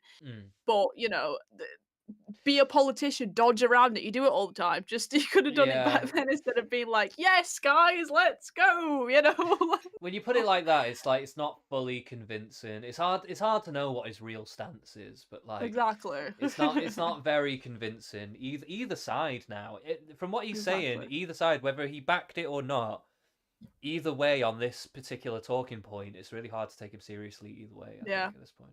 Were people whose seats were saved because we All right. campaigned hard for When the Labour you said, Party. just answer this yes or no. Because he could even just say, I did believe in him at the time, but I was unsure. I had some doubts about stuff. And it turned out that the voters had the same kind of doubts. Yeah. So that would suffice, but no. When you said Jeremy Corbyn would make a good Prime Minister, did you mean it? Look, he would be a better Prime Minister. Well, look what we got, Boris Johnson. A man who made massive Who promises, was great until COVID. didn't keep them, Okay, and then had to leave still Parliament not answering in the question. disgrace. Did you think he'd make a great, not even just a good, a great Prime Minister? I didn't think we were in a position to win that election. And the more I look That's at the not an preparation answer. we've now That's done, not an answer. the more benefit Yeah. preparation That's not a fucking answer. I love it. She's doing well tonight. So on fire. Yeah. we've now done, the more convinced I am about that. Emma, where are you? What do you think of that? Copping out. He's copping I'm not out. convinced. It leaves me with the same question about integrity and trust that I had with the clown called Boris Johnson. And also, Now, don't I'm hold afraid... back, Emma, obviously. Don't go I insulting would like to Bodo. vote for He someone can't help his that I hair can that always trust. needed a cut. Shut up.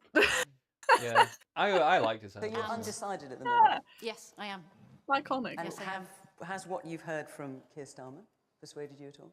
Oh, we've only just started, admittedly, but you asked that first question. I might have to give him the next 20 minutes. Okay. All right. Well, let's have another question then. Alistair McCall. Where are you? Because I've no idea where anyone's sitting. Ah, there you Sorry. go. Good evening. How can you increase spending in the NHS, the care system and defence when you have promised not to increase the mainstreams of taxation? Well, in relation to taxation, I do need to be really clear. We are not going to increase income tax, national insurance or VAT. And the reason for that is because I think... So it's going to be like capital gains. Yeah, literally. Inheritance tax. Yeah. He said not VAT, right? He did. If anything, he should be cutting VAT, but Yeah. yeah, I don't know. Yeah, it'll be some other shit, I guess. Yeah, of course, because it's Labour and that's what they do. I mean, but then again, the Tories have been doing it as well. It's which fair isn't been enough. It good. just depends how they actually work it out, and like, Yeah. it really just depend on how they work it out. So I'd have to read the manifesto to see exactly what they're trying to say there. Yeah. With the tax burden being as high as it is, and a cost of living crisis, that is the wrong thing to do, particularly for working people. So we're not going to do that. We will put working some people. immediate money into our public services. I ran a public service for 5 years. I believe in our public services. Oh my and I know they god! need to be properly I funded. hate it when they just say the focus group lines, the scripts that they've been given. He said this in every single debate now, in every single thing. It's it does my head in, man. I hate it. That and his dad was a toolmaker. That Yeah, is the same yeah. line. That'll come up. That'll definitely come up. Yeah. Like it's just like I said it on one of the other streams, but like British politics is like a never-ending HR meeting where people Yeah, are, it literally is. people are always talking in these like pre-scripted, like extra nicey nice, like fake nice ways, and it's just all like so not genuine or personable. It's like, oh, I hate it. Yeah, it's just kind of more obvious with some of them than it is for us. Like with Yeah, Ed yeah, Davey, I mean, that man deserves an Oscar for that. Like, I'm relating to you, fucking GCSE performance. I like Big Dave. I like him a lot. You know? So we will put in money to the NHS straight away. And the purpose of that will be to allow us to do 40,000 extra appointments and operations every week. That's 2 million a year extra. Interesting that he's quoted 40,000 there, since I think the Tories manifesto is to employ 40,000 new. Oh no, it's 40,000 new police officers. Sorry, that the Tories are quoted. I think I'm getting that mixed up. I think it was with the 2019 one, but it's just the 40,000 is just an interesting number that they keep going back to. So wait, he's saying 38 and they're saying 40 or some shit. No, so he's saying about 40,000. I can't remember what he was saying. Something to do with the health service. And I was trying to think like, because I think with the 2019 manifesto for the Tories, it was 40,000 nurses, I think. And now that's gone to police officers as well, which I think there was a similar figure in the 2019 election as well. But it's just like, yeah, 40,000 as a number just rings so many bells. Yeah. I also just Yeah. wonder like how they're really going about doing all this shit. They just every time they say it, they're just like, "Oh, we're just going to hire all these people," but like, Yeah. like where from? Like, where are they coming from? Are you going to lower some standards or something? Are you going to have like a fast track system or something? I don't even Yeah. fucking know. Like, I don't mind if they're going to do it or how they're doing it. I just want to hear how they're going to do it. They just say Yeah, this shit and they don't really well, yeah. expand on it. I suppose that's the Exactly, point of the exactly. manifestos, but I'd like to hear it a little bit from them. You know what I mean? 'Cause- Yeah, exactly. To be properly, to get back on its feet. We have to then make it fit for the future. And what about defence? That's also in the question. Where are you going to find the money for that if you don't increase streams of taxation? Defence has to be the first priority of any government, defending your country. He just said and he was therefore we will going to always put make money the immediately into the available NHS, and for now he's going, defence defence is the first priority. Yeah. NHS is the first priority. Oh, by the way, the police is the first priority. Oh, yeah. You can see at the moment, we live in a particularly volatile world. So we will make the money available for defence. We will put that extra money into the NHS. And I want to see our public services running properly. And, you know, my wife works in the NHS. My mum worked in the NHS. My sister There's worked another in the one. NHS. And to see it in the state that it's in now. My whole family worked in the NHS. I grew up in the NHS. Yeah, my dad was a tour maker. For the NHS. Now, where I say it's on its knees, my wife says, no, it's not, it's flat on its face, is a complete disgrace. After 14 years of this government, we will have to That's pick it not up, necessarily put the it back on government's its feet. fault. Oh my god, this is a point that really annoys me about the NHS is when everyone tries to blame the Tories for it when the NHS has never had more money. Now, granted, this whole system was false of Thatcher, as my dad always likes to remind me. But it's the middle managers and everything, the HR bloody system in the NHS that's the problem. You pump as much money into the NHS as you can, but after that you don't know where it's going. So that's what needs to improve, is knowing where the money's going, and not on like diversity managers or all these things that earn more than MPs do. Like there's a whole corrupt system within the NHS, and they're very quick to just blame the Tories and Tory cuts for everything.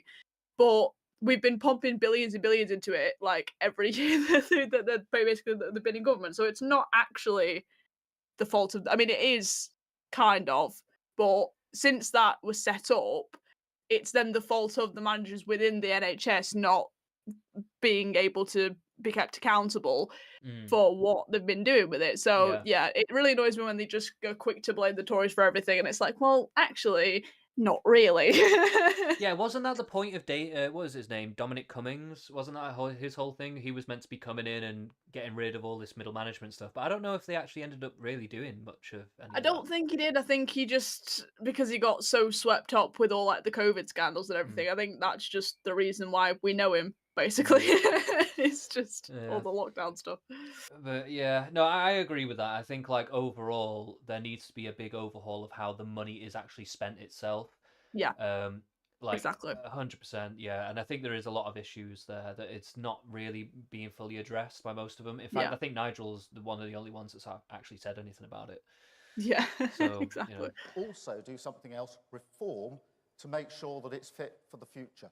That will require a different model, a preventative model. I'll just give this one last example. Very briefly, if you would, because there are a lot of hands up. I went to Alderhay Children's Hospital. Some people will know it. It's a brilliant children's hospital in Liverpool, where I saw heart surgery, or the wards where they do it, on children aged 0 to 2. It was very humbling and uplifting. But I also discovered that the single most common reason that 6 to 10-year-olds are admitted to the children's hospital there, same across the country, is to have their teeth taken out because of teeth decay.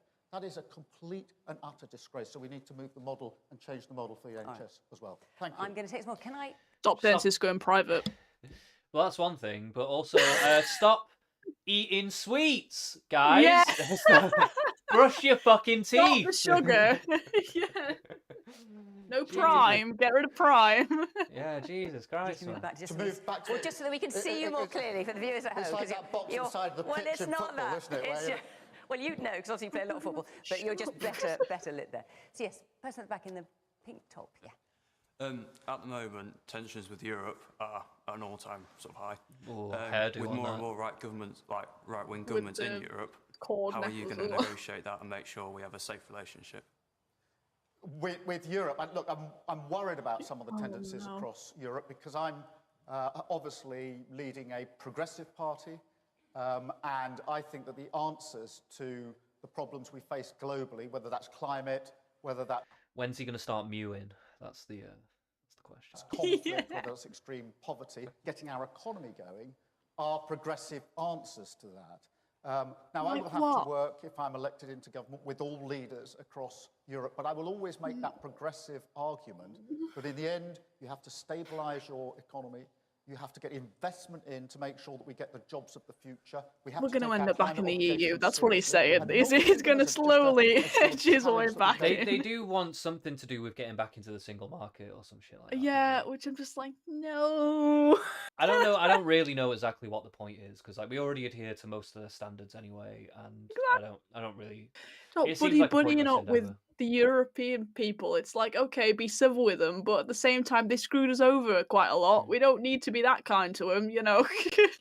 Yeah, I Boris don't called know. them invertebrate jellies for a reason. Like, come on. I think also with the rise of the kind of right-wing parties in Europe at the moment, there would be an opportunity. I mean, I think a lot of them probably are kind of like respect the Brexit stuff, so you could probably actually do quite well with them on that basis, Yeah. potentially. But yeah. want, but as a brilliant opportunity for the next generation of jobs and play our full part in descaling conflict. You know, if we're able to get over the line in 2 weeks' time, we have a platform for that, which is really important. If you look across Europe, I am genuinely worried by some of the political trends and moves that we see. Thank you. Woman here in the red top. Hi. Sorry, I'm going to take it back to the NHS. Yeah. I'm a nurse and I work on a very busy surgical admissions unit. You're going about the waiting list and everything and putting money in, but how are we going to see that on the ward? Because all I can see is we've got pressure all the time, and say you're going to put more on the get rid of the waiting list, that's putting more pressure on the staff. So what support are you going to give the staff on the ward? So that you can treat more patients, Yes. that's the point. Yeah. First thing I'd say is... She was like she was out of breath. I don't know. I think they're nervous. I think Yeah. they're nervous and they're getting like Yeah. tripped up on their words and shit. Maybe. No, these people never do public speaking. They don't know what the fuck's up. You know what I mean? Yeah, true. would treat you with respect. And I say that because we have a Prime Minister who 18 months or so ago said, I'm going to get the waiting list down. And he said, hold me personally responsible. And now he hasn't got them down because they've gone up, not down. He blames you. He blames the NHS staff. We will never do that because I know how hard you work all That's day. not really an answer, though. No, that's just bash Rishi Sunak for the sake of bashing Rishi Sunak. And again, like we were saying before, it's not the staff, not the staff personally, but it's the managerial staff and all the HR people that like they're the ones to blame, really. So like, yeah, the waiting lists haven't come down, and yes, that is the fault of Rishi Sunak being a bit useless. But you know, it's it's much deeper than that. I don't think people truly understand that in the way that they should. Yeah, really. I also think fuck, I lost my train of thought. Right. Shit, what was I gonna say? Oh, that's it. They also need a little bit more of like out of the box kind of thinking. You know, I think like Yeah. you know, you could have like they've been talking about national service. You could have a national. We would saying this on the last streams, but you could have a national service that it encompasses several sectors of government office. So you could have you know, say you go into a selective service for a year or whatever, but you could pick the NHS, the military, you know, civil service, social services, whatever. Like you could pick various things, and this could actually, with a bunch of young people, you could fill certain gaps. So you could have a lot of low-level nurse type people in hospitals, Yeah. who are just doing like basic shit that can be done, and you're doing that through the national service or whatever. Yeah, And like, yeah. I've never fully agreed, like, really at all with like the national service policy, the way that it's being laid out. I mean, if you expand it, and make it like, say for like the nurse thing, if you open it up more to like more of like an apprenticeship model rather than like mandatory national service, then like, you know, if you potentially, but expand... apprenticeships kind of lock you into a certain age bracket. I think. Well, I mean, it is supposed to be for like it's supposed to be like all 18-year-olds, isn't it? So that's why I said True. apprenticeship. 'Cause it's Okay. like, yeah. you know. True. Yeah. Sure. I get So that. Yeah. that's Fair. kind of why I said it. So like, yeah, if you open it up more, because at the moment Mm. it's literally just military or like That's it. It's volunteering work and like that. Yeah. It is quite limited the way that I mean, I haven't read the manifesto, I will say that, but it's I don't know if it's like laid out fully in there. Probably is, but we hope. But you know, if it was like expanded a bit more, like what you were saying, I think it would help like with the amount of nurses they want to like hire or whatever, like it Yeah. would get the ball rolling a bit more to like get people in there like sort of And just immediately. people politically involved with the country, like caring about the country a bit more as well, like because they're actively Yeah. involved with it. But also, Exactly. I think they should be, because they're talking about training people in this country. Well, how are they doing that as well? Because like I always think, Yeah. well, why don't they make it easier for people who maybe have been to college before, but have they're later Yeah. in life, maybe they're in their 30s or whatever, and they want to Mhm. respec, they want to change it up. Maybe they didn't pick the best subjects in college or some shit. But maybe you can Mm. have these grants or things for like very particular things. So, for instance, if Yeah. somebody wants to go back to college to learn to be a nurse, or Yeah. I'm trying to think of what other skill shortages we have. But wherever there are skill shortages, you can have like grants or something for very particular kinds of courses. So Yeah. you're not just spending for anything, but Yeah, like yeah. but for people who later in life who want to respec into something new, you can make it easier for Yeah. them as well. So like I'm Yeah, I'm yeah. not hearing any kind Totally. of policy like this, and I just want to No, hear yeah, I want to this hear is the stuff like that. thing. Yeah. In COVID in particular, and then the waiting list. But we do have to take the pressure off the waiting list. Now, that is an ask of staff. It is an ask of staff. I'm not going to say otherwise, because we will be working evenings and weekends to get those lists down. It will help because all of the hospitals I've been to say having that waiting list is a real drag on what else we can do. We will work, we'll pay the staff properly to do it. I'm convinced we can do it, by the way, because in St Thomas's in London, He doesn't favour it. Yeah, and she one of didn't the look leading very happy with hospitals I that. went to, I She met knows the it's teams bullshit. that are doing this already because they've decided they can't have these waiting lists at these Well, we've got a nurse and here. so Are they're you doing prepared it. to do that? Well, I don't work in a big hospital in Yeah. London or Leeds. I work in Shropshire, and I don't think we see that the same. We seem to get forgotten about more. But if you were asked to work as the Shadow Health Secretary, is suggesting you work extra I'm hours just gonna run to the in toilet order for to 2 try and seconds, I'll be treat more back. patients? Yeah, you'd would have to you? pay for If you got better pay. Yeah. I mean, because at the minute all I see is it all goes on agency staff and the staff that are Yeah. willing to get the pay, and we don't get the pay. I think there's a separate issue. I wonder there, if you're she quite right, which is we wore need that the red top on workforce purpose. coming in, so we're not using agency staff in the same way. Doesn't sound like it, 'cause she and doesn't that really sound like requires she's a fan of the workforce guy, plan, but- we've also got fully costed to Just come in thoughts. to Well, it's just me. effectively be the cavalry that comes in and gives But you that the will support you need on also the front. take on the front time, line. won't Well, it? It's going to take years. It will take time, but I mean, let me it'll just, take years. Yeah. Let me just deal with this because Go on, I've Fiona. been leader of Labour Party She's doing really well. for 4.5 years, and every Although year that we've had a suit winter colour does not crisis suit on the her, I will NHS, not and lie. I'm completely familiar with that. And what Needs to we be a do is we darker put blue. sticking plaster on that in about Okay, January. have I missed anything explosive or? No. Yeah, I didn't think so. I'm assuming they're just still on the same Yeah. thing. Till February. It just about limps through to the summer, and then the only guarantee is you're going to have another one next year, and it's going to be worse. And everybody says everything else will take too long. Don't tell me things that are going to take 3 or 4 years, and nothing gets done. So we go round and round in circles, not fixing it. You know, sticking plaster politics is one of the biggest problems of politics now, which is politicians not being honest about how long it's actually going to take to fix things. Okay, well, be If honest it's with gonna us take now. time to train the staff, Yeah, let's he get dodged started. around Be it. honest with us staff now. Because Fiona was like, yeah, but that's gonna like take years to do, like bring down the wait list and whatever, like whatever system we were trying to ramble on about. And he was trying to be like, and she was like, no, it's going to take like years. So now the fact he's like, no, people need to be honest about how long it's going to take. So she's going to bring him up again about it. Yeah, people need to be honest, as in, i.e., you.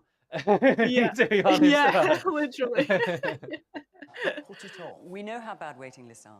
Yes. And most of us are familiar with some of the problems in the NHS because we all use it. So when can the people here expect... Wait a minute, why does she use it? I hate this. I know, I was going to say we all use it. I'm like, well, those who can afford private healthcare will use it. You absolutely should. What the fuck? Like you, Fiona, Yeah. probably. Mate, that's not good. to see an improvement in the NHS, be able to feel that they can get an appointment at least within a month, say. Should we wait 2 years, 3 years, 6 months? We will start the work on waiting lists on day one in government if we're elected into government. Here we I've set go. out the big things that we want to do in Those government, word phrases. but also the things we'll do on day one, the first step. And in terms And of so when we can expect Day to feel one, an first day, we're improvement gonna in the get ready. NHS, how long should we We're gonna wait? roll our sleeves up. We're gonna get Yeah, right in them up. exactly. We're going elbow deep on this. Yeah.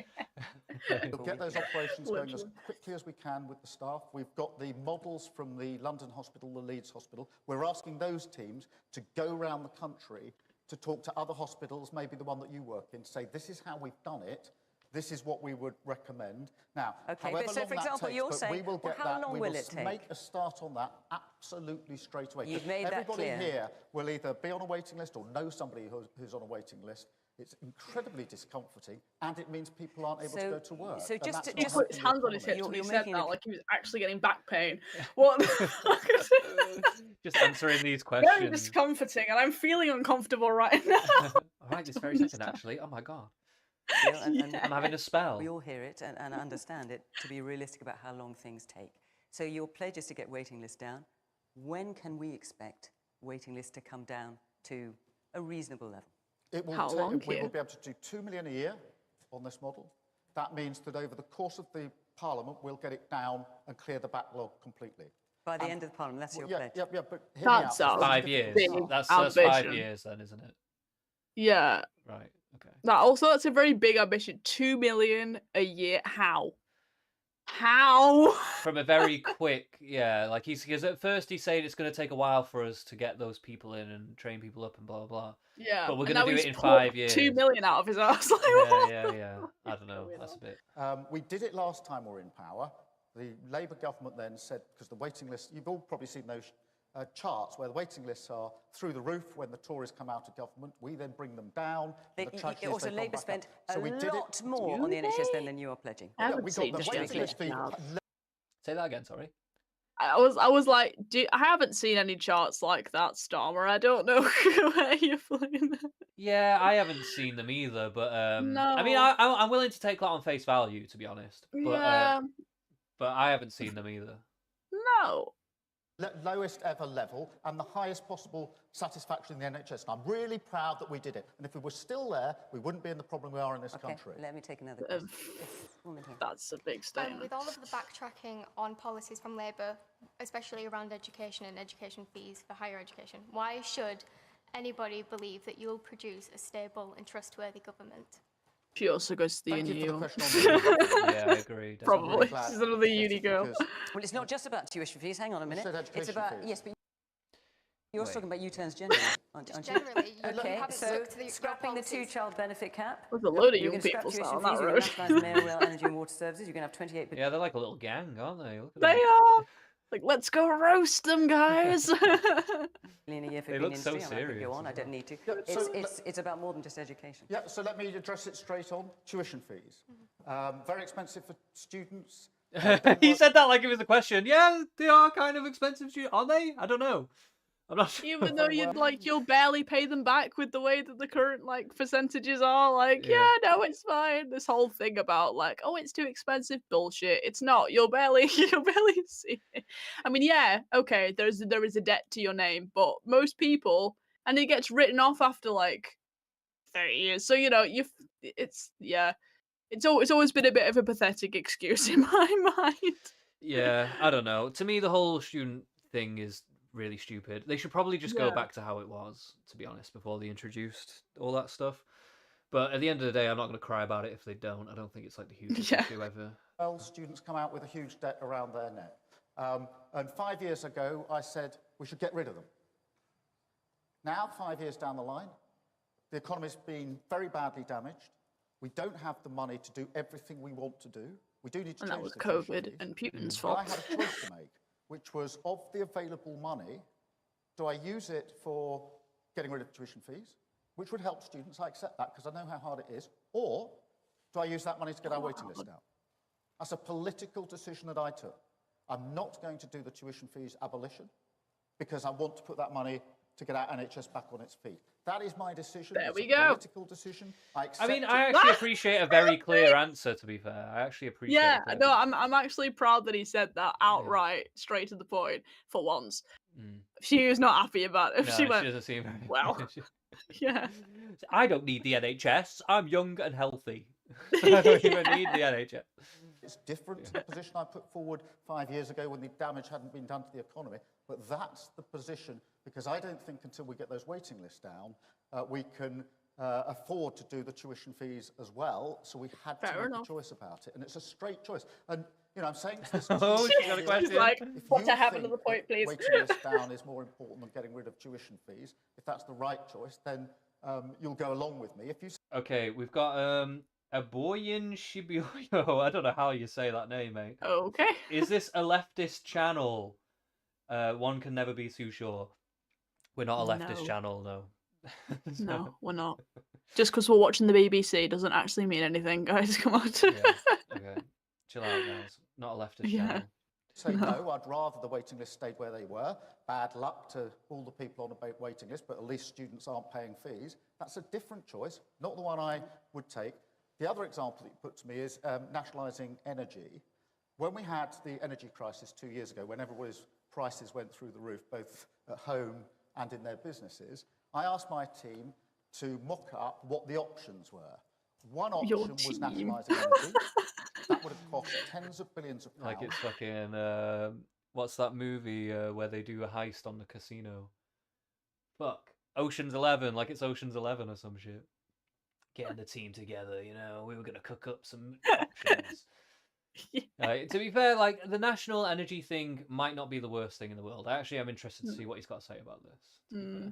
That money would have been spent on shareholders to buy them off, and not a penny could have been used to lower the bills. The alternative was a windfall tax on oil and gas companies to cap the bills of many people in this room and across the country, and to ensure that people could actually survive through the last 2 years. I took the second choice. I don't think I could have stood here today and say, I didn't do anything about your bills, sorry about that. You've all had to pay a fortune, but I did pay off the shareholders and nationalise energy. I'm a common sense politician. I worked through the issues, and to me, it did not make sense to nationalise energy and not get the bills down. So I decided we should go for getting the bills down. They are political choices. I'm telling you what they are before the election, and people can then make their mind up according to that's what what they our think. audience here will be doing. Let's hear the question from Susan Purdy's. Is that you, Susan? Oh, that's you. Right. Given your severe criticism of the Conservatives on the topic of immigration, do you think it's acceptable at this point, so near the general election, for your own party not to commit to specific targets around this critical topic? And you're talking about overall migration? Yes. Yeah. I'm curious to see what he says about it. Migration is at record levels at the moment under this government. They've completely lost control. We need to get that number down. We need to get it significantly down. I'm not going to put an arbitrary figure on it, because every single politician who's put a number on it has never met that number. But we need to get it down. We need to get it down. But You're asking, is that a reason not to do it? Not to do it. Look, we want to get it down significantly. It needs to be balanced immigration so that it works for our economy and works for our country. Yeah, but we. But if we Oh God, not the people we're currently getting in though. This is the thing. Like it's like okay, some migration, cool, legally, and the people we actually need in spaces, not just thousands of young men coming from all sorts of places for like illegally in Dover like every day. We don't need that. yeah. But That's not even the balanced. legal migration, a lot of it is just low skill, like random loads of people, just for no reason, basically. Literally. We don't have the space. Yeah, it literally is just like it's been a really stupid kind of immigration policy, and to be honest, I'm not exactly sure why they've even chosen to do that. It seems very bizarre. But, exactly. Yeah. And whatever. what the problem is. And the problem at the moment is we haven't got the skills that we need in this country. So many people are coming on work visas. So we need a skills strategy to ensure that we have the skills in this country to ensure that the workforce is available here for the jobs that we need doing. One specific example is social care. Many people coming here are coming into social care and working hard in social care, by the way. But that's because we haven't got a plan for the staff within social care. They're on fragmented... My sister's a care worker. They're on fragmented... And my dad was a toolmaker. And my uncle was a pizza maker. And conditions, and many of them leave. Most of them leaving social care go to work in the NHS because they've got a better framework for pay and for progression. So we've got a problem we need to fix here. And we would have a fair pay agreement for all care but workers. in fairness, we're so that getting they were away paid from having properly, a target and that would on help us with migration immigration numbers. at the same time. How, if you are not going to set any kind of target, how can you know that the plans you're putting in place, for example, building something like 300,000 houses a year, or how many staff you want to have in the NHS, if you don't know how many people you're anticipating having in the country, how can you possibly know that you're planning correctly? Well, she is so on it, and I love it. Yeah, she's picking them apart very nicely. Yeah, I know, it's brilliant.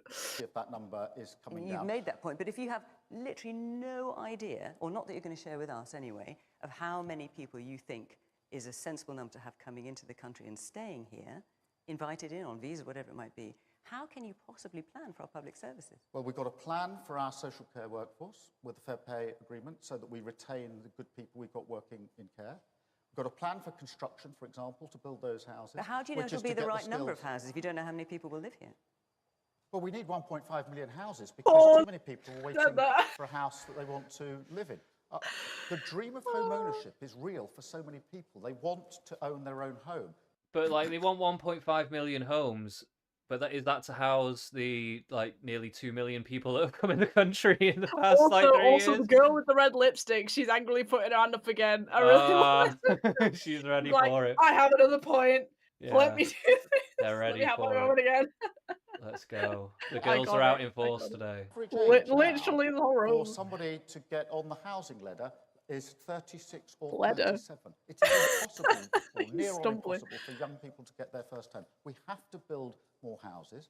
That means we have to take tough decisions on things like planning. I was at housing development here just in Outer York this morning, 650 houses being bought by locals, but it took 15 years for from the plans being submitted to the houses being built. We are far and off that means migration targets. Forgive me. Yeah. I mean, he's not actually wrong, by the way. Like, the whole process of No. getting things built needs to be sorted out because it is Exactly. like insane. Like, you can't be having building projects that take 15 years to do.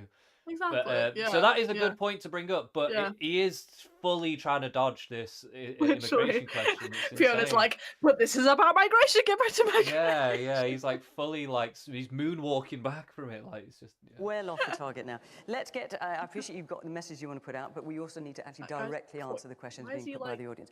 Kate Collins, where No, that guy up The there. guy is- behind her was like, let me point at the camera, but then I realised I'm kind of Nazi salutes. Let's not do that, and let's just do something else.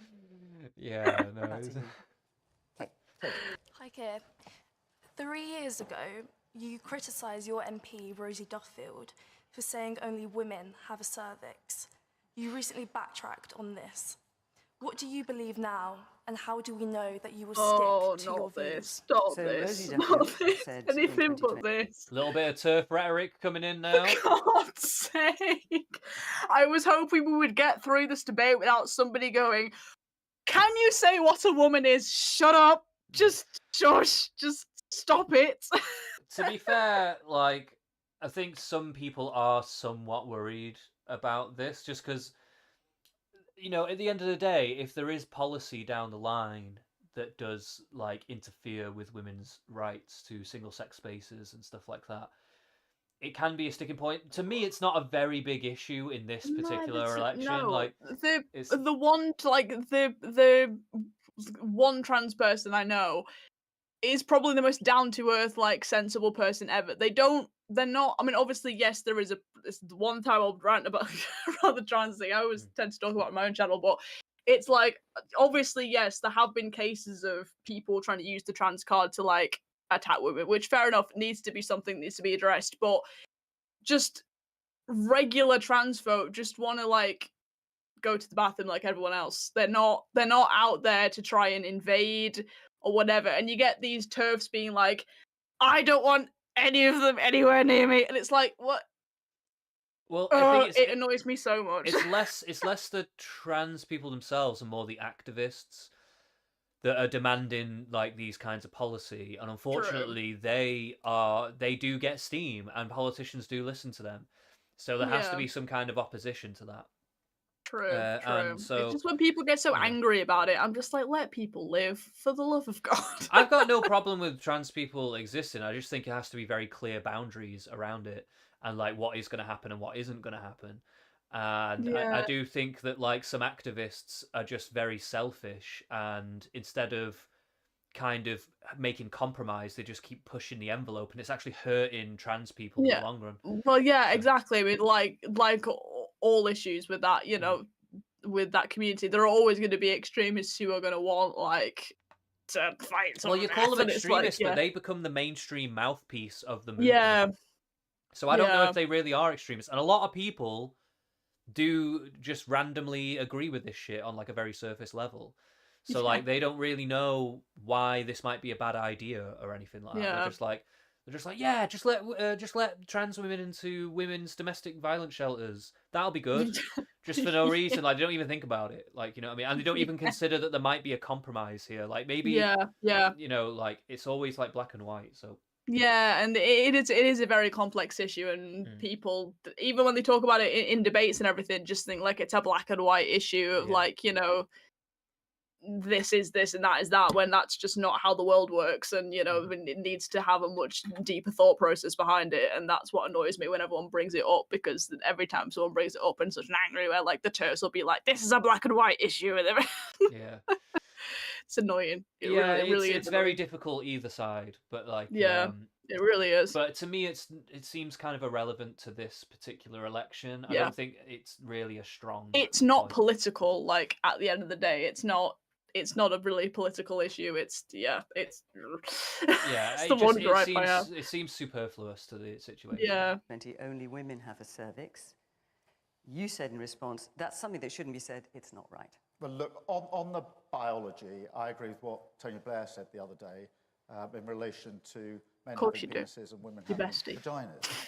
But what I will say is So this, you 'cause changed your position? Just on the biology, that doesn't help on the gender. There are some people who don't identify with the gender that they're born into.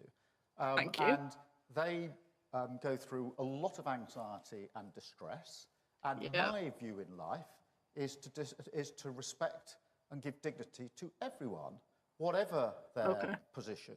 And I will always do that. And I was worried at the time, and you referenced that particular debate, by the way in which the debate was being conducted, because it got very toxic, very divided, very hard line, and we lost sight of people in that. So much so that drags you to a place where we end up, as we did end up, with the Prime Minister of the United Kingdom making a trans joke in Parliament when the mother of a murdered trans teenager. Oh God, yeah, that clip. Was just Oh wow! I didn't realize that had happened. At first, I was I like, okay, a remember- trans joke was dropped, big whoop. But in front of Yeah. a mother of a trans person, it was who's when died. Was it that Brianna, girl? I Was can't it remember her name. It was when she died, and her mom went to the House of Commons. Like she was in the viewing bit for Prime Minister's questions, and he made like a very insensitive comment. I can't remember exactly what he said, but I just remember watching the clip on Twitter and be like, "Oh my God!" Like that's a bit fucked up. Yeah. It was so cringe, and it just Not a good look. No. You want to come back in? So the question is actually alluding to tolerance as well. Yeah. And having tolerance of differing views. And I do appreciate the comments you've made. However, how are you going to deal with when people in your party are going to come up against you? It's likely you're going to be in government. Who knows if you'll have a supermajority? And as John Swinney actually mentioned earlier, politics can become polarised. How are you going to reduce the effect of that?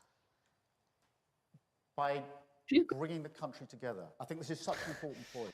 How though? I hate it when Oh, people I was say. doing so I hate it when people say nebulous shit like that. We're gonna bring everyone together. Like, what are you talking about? Like, what the Of fuck all are the you talking about? iconic buzzword phrases he could have done, we're going to bring the country together. Oh no, you were Yeah. doing so well. Yeah, Oh, I will no, say to that point though, he has actually not been doing the worst. that I've No, seen. yeah. In with, fact, this with, might be his with the best response performance. to that last question, like last time we talked, I was like, okay, I will. If I actually fully agree with that for the first time in my life, like, I actually can say like, okay, Starman, that's fair enough. Yes, you did a good job responding to that. So we'll see how he does with this. But yeah, it's. Yeah, but I think overall, even his whole performance, I think this has been the best I've seen him so far, and we've covered all the debates. So Yeah. like, I think so far this has definitely been his best showing in just the clarity of his words, like his kind of assertiveness.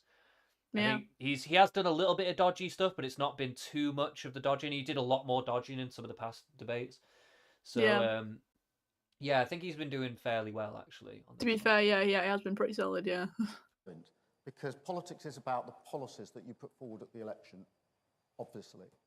But it's also about how you do politics and how you deal with difficult topics. I want to do two things if we get into government in 2 weeks' time, and they're about the mindset of government. The first thing is I want to return politics to service, because I think it's got far too much into self-entitlement. Look at the gambling stuff that's going on today. Politicians who think that making I'm money yet to fully look into that self-entitlement properly, is the but reason for it politics. sounds We need to terrible. return it to service. The second thing, to go directly to your The question, gambling thing with the Tory, some Tory protection officer, I think, for Rishi Sunak, was like placing bets on like when the election was going to be called or something, and like there's a whole like scandal about that now.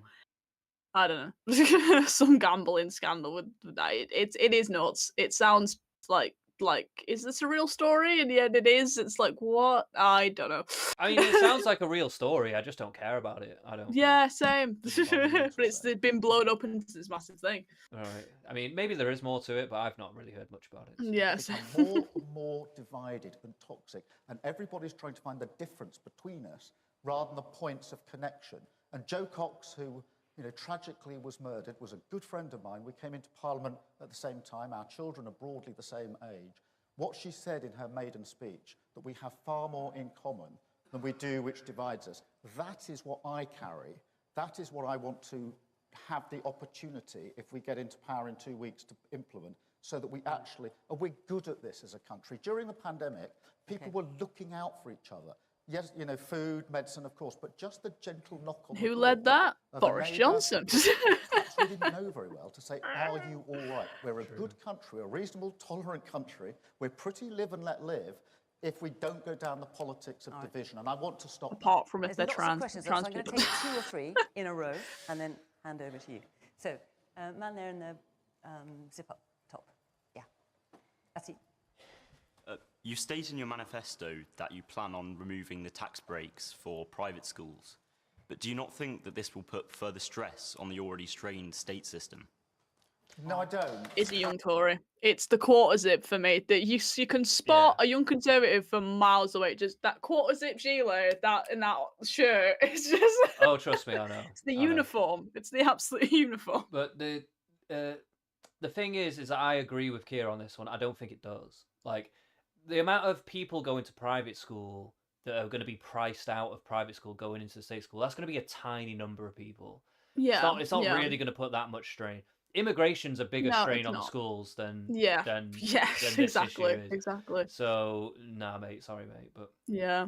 if you can't afford it, which I doubt, I heavily doubt, Yeah. his parents can't afford it. But So shall I take 2 or 3, Vicky, if that's all right, and then let's take it. I'll just make a note. Yes, can we get a microphone here? Yeah. There's been a lot of talk about housing policies and helping people to afford their first deposit. But I think one thing that's not taken into consideration is how much money is currently being spent on rent. So how are we actually meant to save the money? It's okay building houses, doing 5% deposits, but how am I actually meant to afford to save for that deposit if I'm paying all of that money in rent? And that's the second part to that.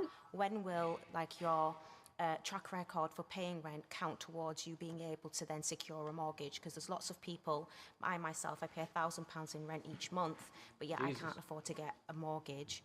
So when will that help? That's what it's like in big cities, though. Like it tends to be like $1,000 a month or just under, over. I think paying your rent should build your credit. Yeah. And I think that's what she just said. I'm pretty sure. Like, is that? I think so. Yeah. Yeah, and like I don't understand why it wouldn't be. If you've got a monthly commitment that you're paying every single month and you don't miss it and stuff like that, why shouldn't that put you in better standing to be able to get a mortgage and stuff like that? Yeah, it should. It would make some sense, but yeah, that hasn't been a thing at all. So no. So let's start with private schools. Look, on private schools, I completely understand that families up and down the country work hard and save hard to send their children to private school because they're aspirational for their children. But all parents are aspirational for their children, every single parent. And I want every single child, wherever they come from, whatever their background, and whichever school they go to have the same opportunities. At the moment, in our state secondary schools, we don't have the basic teachers that we need for things like maths. Now, that's really shocking, because if you don't have, some people here and watching will be familiar with maths being taught by the supply teacher or the PE teacher, but not a designated maths teacher. That really impacts on the lives of people And a in our maths state teacher. secondary schools. Because I had 2 maths teachers, dedicated maths teachers. Yeah, So I guess I'm privileged. I had all maths teachers as well. Yeah. Yeah, I know. But I mean, I don't know. I guess a lot of this is like more like shortages in like random cities in the England, I guess. I don't really know. Maybe. Because if you don't do well at maths, then that inhibits what you can go on to do in A-levels, and it will affect the job you can get and O-levels, apprenticeships. man. What era is he living in? Bro's still stuck in the 70s. Fucking hell. To teach core subjects like maths, so that every child, for example, has a maths teacher to teach maths. In order to fund that, we're going to remove the tax break on private schools. That's a tough decision. It's not an easy one. I do know how hard people work, but I've got to look at it across the board. I've got to make sure those teachers are there for all children, and make sure that everyone has that chance, so that wherever you come from, whatever your background. On the question of rent and mortgages, this is a real, I mean, you're obviously living it, but, you know, young people who are working hard, you know, on a reasonably decent wage, but then having to pay a huge part of it for rent over and over again, because rents are through the roof. The housing isn't what it should be. Well, there's lots of people here who know how bad the problem is. You're asking very specifically. so what can be done to help All right, I'll have when one rents gripe are with high? you. And particularly, will how much you pay in rent go towards being able to buy a property? Yeah, so on the question Will of you buying change that property, we situation? want a Yeah, low he's getting to deposit that. scheme, which is what we'll put in place, so that A low deposit scheme. Okay. So like what, you just reduce the threshold of like what it takes to get a mortgage? But isn't it already like fairly low? Yeah. Like, is it This like is a 10%? bit of a vague answer, yeah. Yeah, I don't know. Again, maybe when we do this manifesto stream, we'll get some more answers out of this. But... Yeah, maybe. people who've proved they can pay, because they're often paying more for their rent than they pay on their mortgage. Oh, yeah, So the definitely. ability to pay isn't the issue, but they haven't got the ability to save for a mortgage because mum and dad haven't got the money and To they're save for the paying it all out deposit on rent. specifically. So that's the first thing. The second thing, which is also important for those that are in rented accommodation, is we have to stop the landlords ripping off tenants who are doing, you'll probably be familiar, this bidding war, so that when you go to get a rented property, the landlord just does a bidding war. Who'll pay more? Who'll pay more? Who'll pay more? Until people are paying through the roof. We have to end that. How will you end that? So how will you end that? If it's private landlords, how can you stop that? Well, we can pass legislation to say you can't do it because it is driving rents through the roof and it's not fair on people. It's taking advantage. So what, saying of the landlords have to market. take the lowest bidder? Or, I mean, Yeah, what's to- the detail of that? To put the process around how this is, you cannot have a landlord, and this is what we will Well, I appreciate outlaw. what you're saying cannot happen, but I'm just wondering Okay, for specifically... once I've got a if you've got gripe private- with Fiona. She's cutting him off when I think he's trying to get to the point. Like I think he's Yeah. trying to be like he's trying to get to the point. Like I'm trying to explain it here, and she's all yeah, but, and he's like, Yeah. well, let me Yeah, no. finish my sentence bit. Yeah, no, yeah, he is. He seems to be pretty close to it as well, and she's like, yeah. private landlord saying, I want to go. give it to this person or that person. How do you No, legislate that's for that not how to they do happen? it. That's not how they do it. They say, one person says X pounds a week. Someone says, I'll give you X plus £10, £20, £30. They then go back to the first person and say, I've already had better offer for X plus this. Will you out? So you get this bidding war going on until the rents go through the roof. So you're That's saying they what we have to want take the end. first offer. Is that But- what you're saying for private landlords? No, we can't have this bidding war like this. No, We I cannot. get that. Are you telling private landlords they have to I take... guess it would have. Finish the sentence. I guess the way you would have to do it is whatever you put up the price as, it has to go for that price. So it's not the first bidder exactly. It's just that, you know, say you put up a property for £600 a month or whatever. When you put it up for that price, it has to be that price. Like you can't then suddenly change it later, like whilst people are applying for it. Yeah, yeah. I guess that would be how it works. I don't know. Maybe. The first offer then. We have to have a scheme in place to stop them driving the rent up and up and up. Okay, I'm And still not it's- entirely clear how you're going to do that. No, But no, you no, don't no, have Yeah, to he hasn't do actually that. answered it. so has he? well. I Deposits, came up with it on the fly, mate. Come on. Lots Yeah, of renters pay literally. huge deposits, and we have to stop that as well and make sure the conditions are good within the housing they're buying. But at the end of the day, there's no way out of the renting problem until we build more houses. Because without the building, that houses And that STEM people can immigration, if afford you to do live in both, and buy, that's then fine. more people are renting, and that is bingo for landlords who are making a fortune out of this. Okay, our time is up, Keir Starmer. Thank you very much for your Oh, questions, Keir Starmer. Rishi. Thank you for your Let's time with us here this evening. go. Thank you. The Rishi moment is going to be. I feel like this is going to be so bad. This is probably going to be the cringiest part Yeah. of the whole night because, like, he's going to get hammered with some pretty difficult questions. He's going to be like tripping all over himself. I don't know. I'm anticipating some very cringe moments here, but Yeah, yeah, definitely.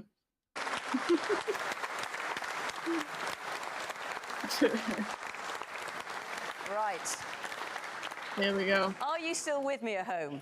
We're in the home Yes. straight. We've got Just a last about. half hour now. Yeah. So would you please Hanging in there. welcome our final guest tonight, the Conservative leader, and of course our Prime Minister, Rishi Sunak.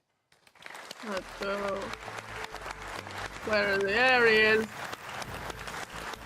He's a very small person as well. You think he's taller than he is. He's actually quite small. Like in person, he's yeah, quite he's about the small same human. height as this lady here. I don't know how tall she is though, but, No, I don't. But but yeah, yeah, they're about the same height. It looks like. Yeah. Nice to see you. Here we go. Okay. So we've got a number of questions, we've got about half an hour. I'm going to try and get through them. Let's start with our first one, which is from Kevin Dobson. He's always wearing the same tie. Hi, It's the same suit every time. Yeah, he looks exactly the same. 5 prime ministers. It's him every time. Oh no, he just looks Oh, the no, same it's as the other guy. different. People who look similar. Yeah. All these bloody white people look the same. Yeah. In the last 7 years, and one of them managed to last for 6 weeks. As a result, I think we are something of an international laughingstock. I'm asking if you would confess to us tonight, even just a small amount of embarrassment, to be leading the Conservative Party into this election campaign.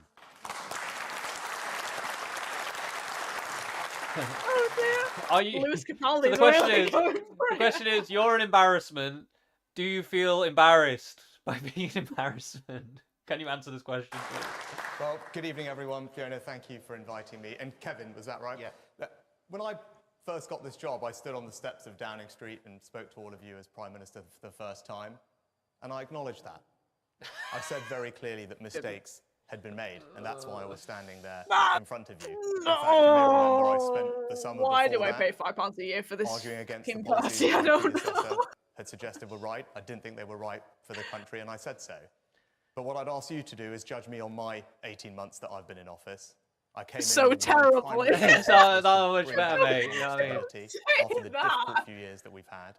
You saw yesterday, we had the very welcome news that inflation is back to target. Now, I know that that's only starting to The make a one difference thing to they've all of actually your done. lives and your houses, but that's the path we're on. And if we stick with that path, I can continue to cut your taxes, give you more financial security, and actually deliver on the things that I know you want me to. So just a bunch of vagaries. Literally. But, like Oh my God. thing is that I do think they have just decided they don't actually want to win. They're not trying to win. No.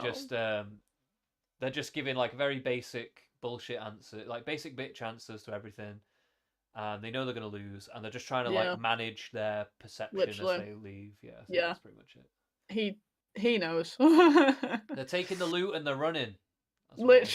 Literally. Yeah. Kevin's question is about character, it's about trust, it's about integrity. I think it's fair to say. We've got a question from Graham Donald on matters more recent. Graham. Aren't these emerging allegations about betting on the election date the absolute epitome of the lack of ethics that we have had to tolerate from the Conservative Party for years and years? Oh, he's been waiting for this. That was his 5 minutes of fame right there. You're literally. Just to be clear, for those of you who might not have kept up with it, 3 people are being investigated by the Gambling Commission about placing a bet on the timing of the election. 2 are Conservative Party candidates, Craig Williams This Laura is the moment Saunders his soul and her leaves husband, his body. You can see it. is the Conservative Party That director. face, that face. It's gone. There's no soul there. There's nothing left. It's just Destroyed. all gone. I will say, like, I don't really know exactly what's going on, but my assumption is that this is kind of illegal because they might have already known what the date was, so them making bets on it is like some kind of illegal thing. Maybe, yeah. So I'm And he was assuming that's like, what it they is, were but- like close Parliament people, like security, you know, with the position as well. It probably would have just been really dodgy. I don't know. It's just all corrupt shit, which, you know, the same shit, different days. Yeah, I mean, I'm not thoroughly surprised that would happen, but like, No, same. Of campaigning. They are being investigated. There's also an issue with a police officer who's been arrested. But these are 3 people connected to the Conservative Party. Yeah. Well, like you, I was incredibly angry to learn. No, he's going the Ed Davey route. He's going for his Oscar. yeah. I was so angry. I'm you know, really again. angry. There's not an ounce of anger in this, man. Like, I was so angry. I'm not. There's no conviction whatsoever with him. There's literally nothing. It's so bad. No soul there. It's right that they're being investigated properly by the relevant law enforcement authorities, including, as Fiona said, a He looks criminal like he's gonna investigation cry. by the police. His eyes are dead red. I You know, don't I get want it. to be crystal clear that if anyone has broken the rules, He's they just should kind face of doing the it 'cause he full has to, force I of the feel like. law, Yeah. and that's what those investigations are there to do. Literally. And I hope that they do their work as quickly and as thoroughly as possible. There are calls for them There's to no be energy, suspended. though. These are Just no energy. party candidates. But you're happy not to suspend them, to let them carry on and go on to the election. Obviously, they've not admitted anything. No one is saying that a decision has been taken about their guilt or their innocence. But you're happy for them to go into the election and represent you and the Conservative Party. Well, Fiona, as you said, these investigations are ongoing. They are rightly confidential. One of them is a criminal investigation that's being conducted by the police. These are Yes, very but that's a serious police officer. matters. Talk about the Doing two-party this. candidates. It's always the same. All I can say is they gesture. are serious investigations. It's right that they are done thoroughly, confidentially. The integrity of that process should be respected. Blah-de, But what I can blah-de, tell you blah-de, is if blah-de, anyone blah. is That guy's found to have fuming. broken the rules, not only should they face the full consequences of the law, I will make sure that they are booted out of the Conservative Party. Woman there in the white T-shirt. He probably won't, but sure. As a parent of 17-year-olds who have grown up in the last 5 years against the backdrop of COVID and the shenanigans of the Tory party, what are you going to do as a political party Shenanigans, to that's one way to build put it. trust in young people and politicians? Very politely. There's a bit of a theme emerging. Oh. If you're asking about why you can trust me in particular, I'll tell you. Actually, very simply, right? It's because my grandparents came to this country with very little. And in 2 generations, I'm standing here as your Prime Minister. So this country did something extraordinary My for parents my were family. pharmacists. And I feel an enormous debt of gratitude to repay that. And I'm in this so that I can make the same difference to as many people as possible as the difference that this country made to my family. So I can happily talk to you about lots of policies like national service, helping your children get Don't onto talk the about housing national ladder service, with please cuts don't, to please stamp don't. duty. It's like just a big non-answer. It's like why should we trust you? Well, my family came here with nothing and made something of ourselves. And it's like mate, my parents are from India. They were pharmacists. They came here, and we're all. yeah, you've literally bet against their own currency and stuff like that, which I know is the stuff that people in finance do and whatever. But I'm just saying that like it just makes you look like a piece of shit, and like Literally. there's no point like even trying to like unless you're gonna tackle it directly that question. This answer is just not a good or satisfying answer. At all. Literally, But yeah. he knows this. He's just literally just trying to do like the most non-answer, boring. People are just going to forget everything he says here. Literally. Yeah, literally. I think that's the whole point. Yeah, no, totally, it is. It absolutely is. Yeah, they're trying to slink Yeah. away into the night where nobody remembers that Rishi Sunak was the Prime Yeah. Minister. Let Nigel take over the right wing of the country. And Yeah, basically, yeah. They're just like we've left everything in a mess. It's like I said, they're taking a loot and running. Like they've made all their money out of Literally. COVID. They've made all their money out of lockdowns. They've made all their money with sweetheart deals with loads of different people. Now that they've made all this money, they're just going, okay, we've left everything in a mess. Let's just let everyone else clean it up and we'll fuck off. Literally, And that's yeah. literally what's happening. Great apprenticeship, but fundamentally, I'm in this because of what this country has done for my family, and I will work very hard to repay that and make as many people's lives better in the way that my life has been transformed. Right, I just got to address this. We've got a Buian. I can't even say this guy's name. Saying this channel oozes out centrism. I mean, I don't know exactly what you're trying to say. We got a hater. We got a troll. We've got a little bit of a hater. Just because we give some grace to Keir Starmer, we God. gave some okay points to him. Who Literally. knows? Maybe Rishi might have an okay point. Who knows? Probably not. But He's only just come on. We're yet to be seen. if you saw some of our other streams where we're like bigging up Nigel Farage, like I'm sorry, we're pretty. I myself am not married to any of these parties. Okay, I'm taking them all at face value, and I'm just hearing what they're saying and reacting to what it is. So like, if they're saying something good, I'm gonna say it's good. It doesn't really matter who it's coming from. Literally. So, you know, that's literally what it is. Like, by being here. But I will say it's probably centre right. This channel is probably a bit more centre right in general. Yeah. At this point in time, given the Overton window as it is. Yeah. But fundamentally, like I'm very open to any policy that is practical and good, and like so I'm just looking at who's got the most policies that I feel are practical and good. And to be fair, so far it's actually reform for me. Yeah. But you know, we'll see. National service is not something that young people that I speak to are particularly interested in. They do a lot of volunteering and things already on their own. Stock response from Well, hypersensitive. exactly. That was a hypersensitive response, by the way. But yeah, whatever. I'm not going to get one guide by some random dickhead. But yeah, no, yeah, we are the sensitive left of centre people. Yeah. Getting very upset right now. That young people can get from all politicians in the last 5 years, growing up against that, and the trust that can be rebuilt in politicians in general. Okay, I think you've answered that. Let's take another question now. This man in the blue sweater and blue shirt, yeah. Despite my personal support for the scheme, many of my peers at school, so I'm a college student, many of my peers can't see the potential benefits from the National Service Scheme. How are you going to enforce and also incensitise young people to take up the scheme? Yeah. So actually I've been everywhere across the country talking to young people about it and talking to parents about it, and I've heard an enormous amount of support for it. And I'll tell you why. I was with someone just the other That boy looks like an imp. He looks like some fantasy character in person. Yeah, I was trying to pin it. I was like, what? That, yeah. I don't know. He literally looks like he should have like a little bell hat thing on, you know, Yeah.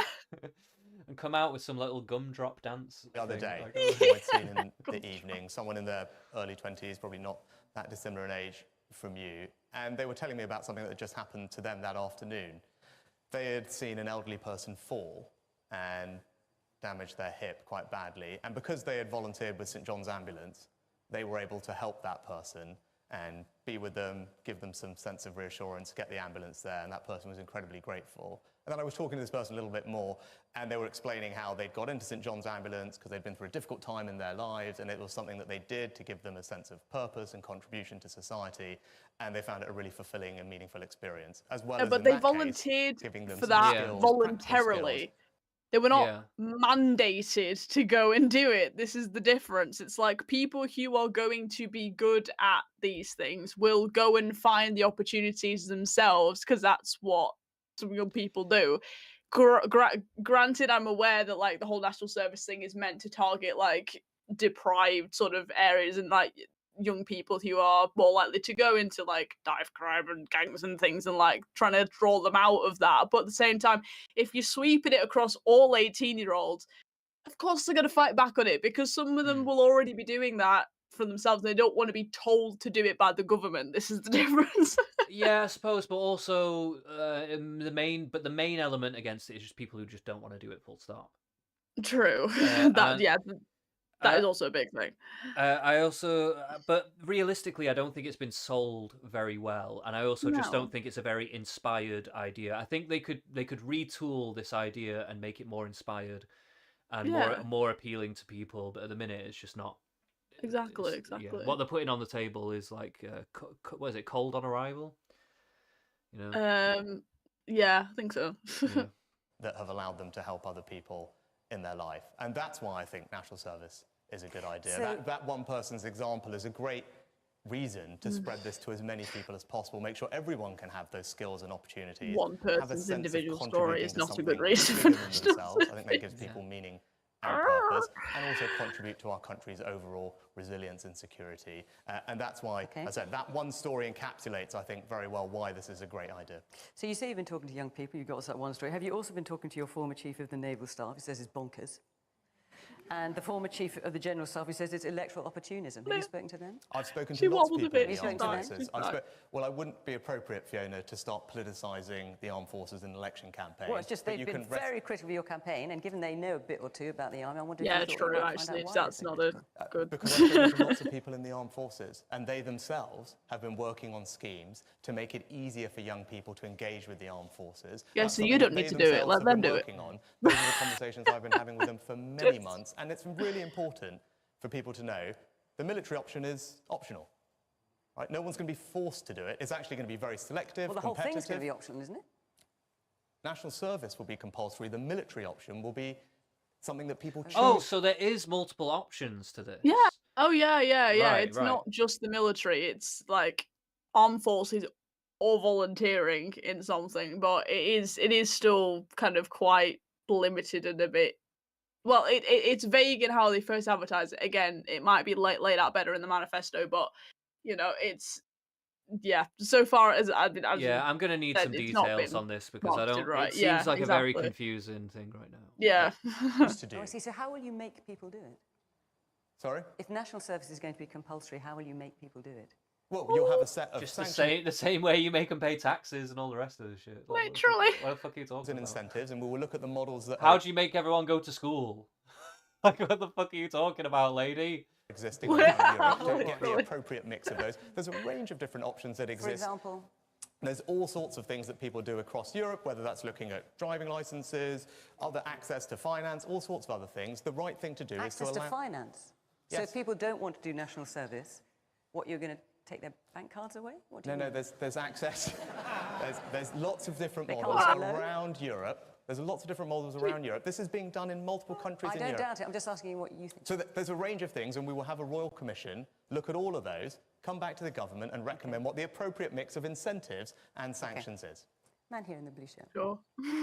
Okay, so they haven't figured it out. 4.5 years No. ago, the Conservative Party campaigned on the oven-ready deal so that Brexit would be done and it'd be great Well, for the that was country. And that was the Boris's heart thing. of your election promises. Don't Why now, put that on 4.5 Rishi. years I'm pretty Yeah, sure it's Rishi got was a part charisma. of the. Was he not the Chancellor though, and all that stuff? Oh yes, no, yeah, I think he was, but the oven-ready deal phrase was Boris's thing. It's like, don't put that on Rishi. He hasn't got as much charisma. He hasn't got enough charisma to carry that kind of thing. So Yeah. don't plan that on him. Aren't you saying, look how great Brexit's been for us? It's something that's absent from your manifesto. And what's happened with Brexit has been particularly affecting to young people, their ability to work and educate abroad. And we've benefited from Europe. We've benefited from low house prices, from good pensions. We're throwing young people into the fire. and I Wait, just no, that's don't not see right. anything that you're doing for them. I don't know how the So house just to be prices clear, come is your into question it. about Brexit? That's How- the terrible point. Yeah, the house prices went up because of all the immigration from the EU. Like, what Yeah, they didn't. well, as part of one of the issues, yeah. Yeah, and young people can get. I mean, yeah, I mean, I think like a couple of schemes like broke down like when Brexit happened in terms of like study abroad stuff, but people can still like study abroad. Like universities still have study abroad schemes that still work Yeah. post Brexit. So that guy's point is just dead in the water immediately. Like I'm not. Yeah, this isn't the greatest one. I feel like there's much better stuff you can get the Tories on than this. Yeah. Your question about Brexit or about young people? I mean, look, It's looked about up how Brexit has denied young people a future. Well, look, It hasn't. Straight up. It just we hasn't. had all these debates several years ago. I'm not going to relitigate them. We had a referendum. Exactly. Thank you, And Rishi. the country decided. Good point. And now the job is to get on and make sure we realise all the benefits of that. And actually, you don't have to go very far from here to see it in a very tangible way for young people. In Teesside, there's something called a free port, which is a special investment zone that we created using our freedoms from Brexit. It's attracting billions of pounds of investment, creating thousands of incredibly high-quality jobs. I was there recently talking to young apprentices who are now doing fantastic careers in the growth industries of the future, incredibly excited about what that is for them and what that means. Apprenticeships, And they that's don't just need one national of the service. examples of Without things that we're leaving doing. the EU, Prime Minister, as you know. No, you can't have in the same way, Fiona. Not perhaps in the same way, but you could open And free it's ports how without we've leaving done the them. EU. It's exactly how we've done them that means we are attracting the investment and creating the jobs, which is already making a difference to so many people's lives. And that is a very practical example of what we've done. But look, the choice, sir, at this election is about the future.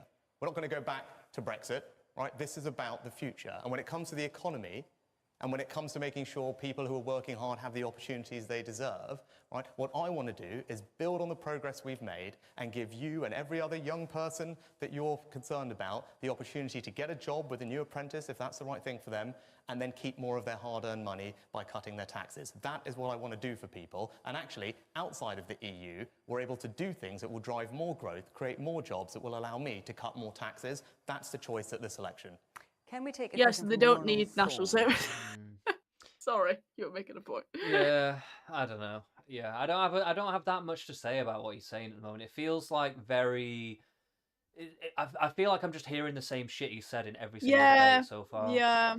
But it's interesting that he keeps going on about like, oh yeah, apprenticeships and all these people, all these young people have all these amazing opportunities to get jobs and apprentices and whatever, which is just kind of explaining away the whole national service thing, because it's like the point that like what we were saying before about like if you're opening up to more of an apprenticeship model, so like more people would have an opportunity to go into like the NHS and whatever, that would help the NHS. But then also would eliminate the need for national service. And he's saying this as he's going on about apprenticeships and everything and all these wonderful opportunities they already have. You know, it's like, okay, so why do you need national service? Yeah, it's a difficult one, isn't it? It is. I will say that the Freeport point is actually a good one. Yeah. I don't know why that hasn't been brought up more, to be honest. Yeah. But that's one of the few good things he's had to say is like this like kind of economic activity, like using our position after Brexit to be able to do this kind of stuff. Like that's actually all good points. Like I don't know why, you know that. But again, I think it's probably just because they aren't actually trying to win this. So why would he come with stuff like that if they're not trying to win it? You know. Yeah. There you are. Mr. Sunak, recent figures show NHS waiting lists have more than doubled under your government. What message have you got for those who were on waiting lists, particularly those who have been on there for more than 1 year? Again, soul gone. It was Ronald, wasn't it? Yeah. Now, I come from an NHS family, so I was raised with people There it is again! surrounded by people who dedicated their lives to trying to make their patients' lives a bit easier. And that's what I spent my childhood doing and working in. So the NHS matters to me personally.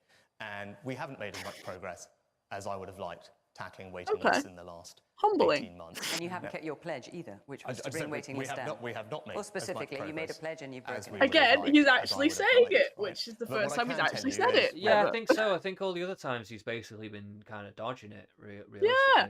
So he's actually said it. Again, he's stopped caring, so he's stopped dodging around the same. He's just like, you know what? Fuck it. This makes me a little like suspicious because like as these debates have gone on, I've noticed that they're all kind of slowly changing tact at various different points. So I've noticed that Labour have stolen some reform talking points. They've stolen like the point of we need to grow ourselves out of this hole rather than tax ourselves out of it and stuff like that. They stole that from Reform. Reform said that first. Yeah. Now Keir Starmer has been like doing this tactic in this debate where he's been like taking accountability and stuff. And that Scottish guy did as well. And Keir's doing that, and now he's doing it too, where he's being like, "I'm going to own up to the." It's almost like they've all been given like a little bit of a thing to be like, okay, in this one you've got to come out and you've got to start addressing stuff in this way or whatever. Like, I don't know. It just feels very weird that they all do it at the same time. Like, yeah. I don't know. Something off about that for me. Putting record investment into the NHS. We've got more doctors and nurses working in it than we ever have, and we're training more. And we're doing different things, making sure that we can diagnose people's cancers earlier by doing scans closer to their homes, allowing you to do more things at your pharmacy to get the treatment that you need quicker. And those things are starting to make a difference. And what we've seen over the past few months is waiting lists now are starting to come down. After 40 years, we're just starting to over do. the past few months, over the It's past 5 months, happening they've in gone down small by around increments. 200,000. Well, they're still higher than where you're being Yes, picked, and they have literally just gone up. I'm sure you haven't Fiona, forgotten. I freely acknowledge that. Okay, I just want to be freely clear. acknowledge that. But Fiona, this is an important point, right? Inflation yesterday hit 2%. When I became Prime Minister, it was 11. Now, that is something that I said I would do, and we've done it. Now, these things don't happen overnight. They don't happen in a straight line. But if you have a plan and you stick to it, you can get the results. You've seen that on inflation. You've seen it. Yeah, During that period, You've it been popped calling up a them all couple of night, but times, yeah, and you're everyone right. said the same. And I said, if we stick to it, we will get it there. We did. And on waiting lists, we haven't made as much progress as I would have liked. But because of the things we are doing, what you have seen over this year is waiting lists are now starting to come down. There is still a way to go, of course there is, but we will stick to it and I will get it done. Convinced? No, so your message to the people who are still on the waiting list is, sorry, but could do better. Oh, no. What I want to do is make sure they get their treatment as quickly as possible, which is why Crossword we're putting more phrase. money in, hiring more doctors and nurses, and doing things Sorry. differently so they can get the care they need in different ways. differently. Often Yeah, outside- doing things differently. It's just so nebulous, like so completely Literally. Outside of hospitals. Now, I can't promise that's going to be solved overnight. And to give you the context here, Ronald, here's the thing that we're grappling with. During the pandemic, 6 million referrals that otherwise would have happened didn't happen. Just think about that for a second. 6 million. That was your government's problem. That it was your government actually caused that by doing lockdowns. So that's why. Literally. And also, you didn't Blame use Boris. you didn't use the Nightingale hospitals that you set up for COVID. I know, patients. yeah. What happened to them? They set them all up and then they just were empty. We looked at it on one of the last streams and they barely got used. They had like a couple of hundred patients, so we went to house like thousands. Yeah, and they all went to the main yeah. hospitals and they all got caught up in there, and all the old people couldn't go back to the social care homes and stuff like that, so they all got Yeah. clogged up the system. It was a complete fucking mess. It was a complete farce, and they completely mishandled it in a Yeah. massive way. And that's literally he was part of that government. Yeah. Right? And that's what we're now grappling with. Right? That's why the NHS is under the pressure that it's under. 6 million missed referrals that we are now catching up on. Right? So the NHS is doing more today than it's ever done in its... Right, okay. I'm going to have to set the record straight for this guy in the chat, right? Oh no. He says, I don't particularly prize centrism. It often boils down to the fallacy of appeal to moderation. I think you have like a big misunderstanding of what centrism is. Centrism is not being aligned with any particular party, right? It's about taking each policy, each issue as it comes, right? So it can lead you to a left-wing idea, or could take you to a right-wing idea. It depends whatever is practical and what works for said particular issue, right? It's just not being bogged down in political dogmatism. That's what centrism. Now, some centrists do go on that level of, oh, I don't really want to take a stand on this. Whereas I'm a based centrist, meaning I take very hard stances on whatever particular issue you want to talk about. So if you have something, I'm not redefining centrism. That's what most centrists have considered themselves. I will say the term centrism doesn't necessarily lend itself to that. But basically, yeah, because it kind of bites yourself in the arse, like calling yourself a centrist. You could say independent, maybe, but realistically, I just think I think you have a pretty bad or a big misunderstanding of what centrists generally are. Most of them are not fence sitters. Most of them are just. They're not going to just vote Labour for the sake of it, basically. They're not just going to vote Tories because their dad voted Tory or whatever the fuck. Like, it's about voting where you feel it's going to matter most to Yeah. you. You know what I mean? Literally. It's history because of the investment we've done and all the improvements we've It's made. not treating more people. Yes, the NHS is today carrying out more checks, tests, scans... By the way, Darth Sam Plays, we're going to be covering every major debate. So, yeah, we'll be doing the one next Friday as well. operations, treatments, appointments, then it's done in its history. But when you're dealing with a 6 million missed referrals that we are now catching up on, it is going to take time to get them down. Oh, and just to make it clear, I'm very right wing on very particular issues. So like, trust me, I'm not scared of a controversial opinion or a controversial stance. Like, trust me, if you think like you haven't watched my channel, right? So like, if you haven't watched my channel, like, trust me, I'm not about being a fence sitter whatsoever. For anyone that's new here, like, they really need to. I just don't want this guy in the chat getting things in people's heads. Okay. Yeah. That's all I'm trying to say. Don't That's why I'm making troll, this book. guys. Do your research. I'm not even Question saying he's a everything. troll. I don't even think he's a troll. He's had some misconceptions about what this channel is, and I'm just trying to set the record straight. That's all. But I don't want to get too bogged down in it because I want to power through this now. Let's have this man here in the front.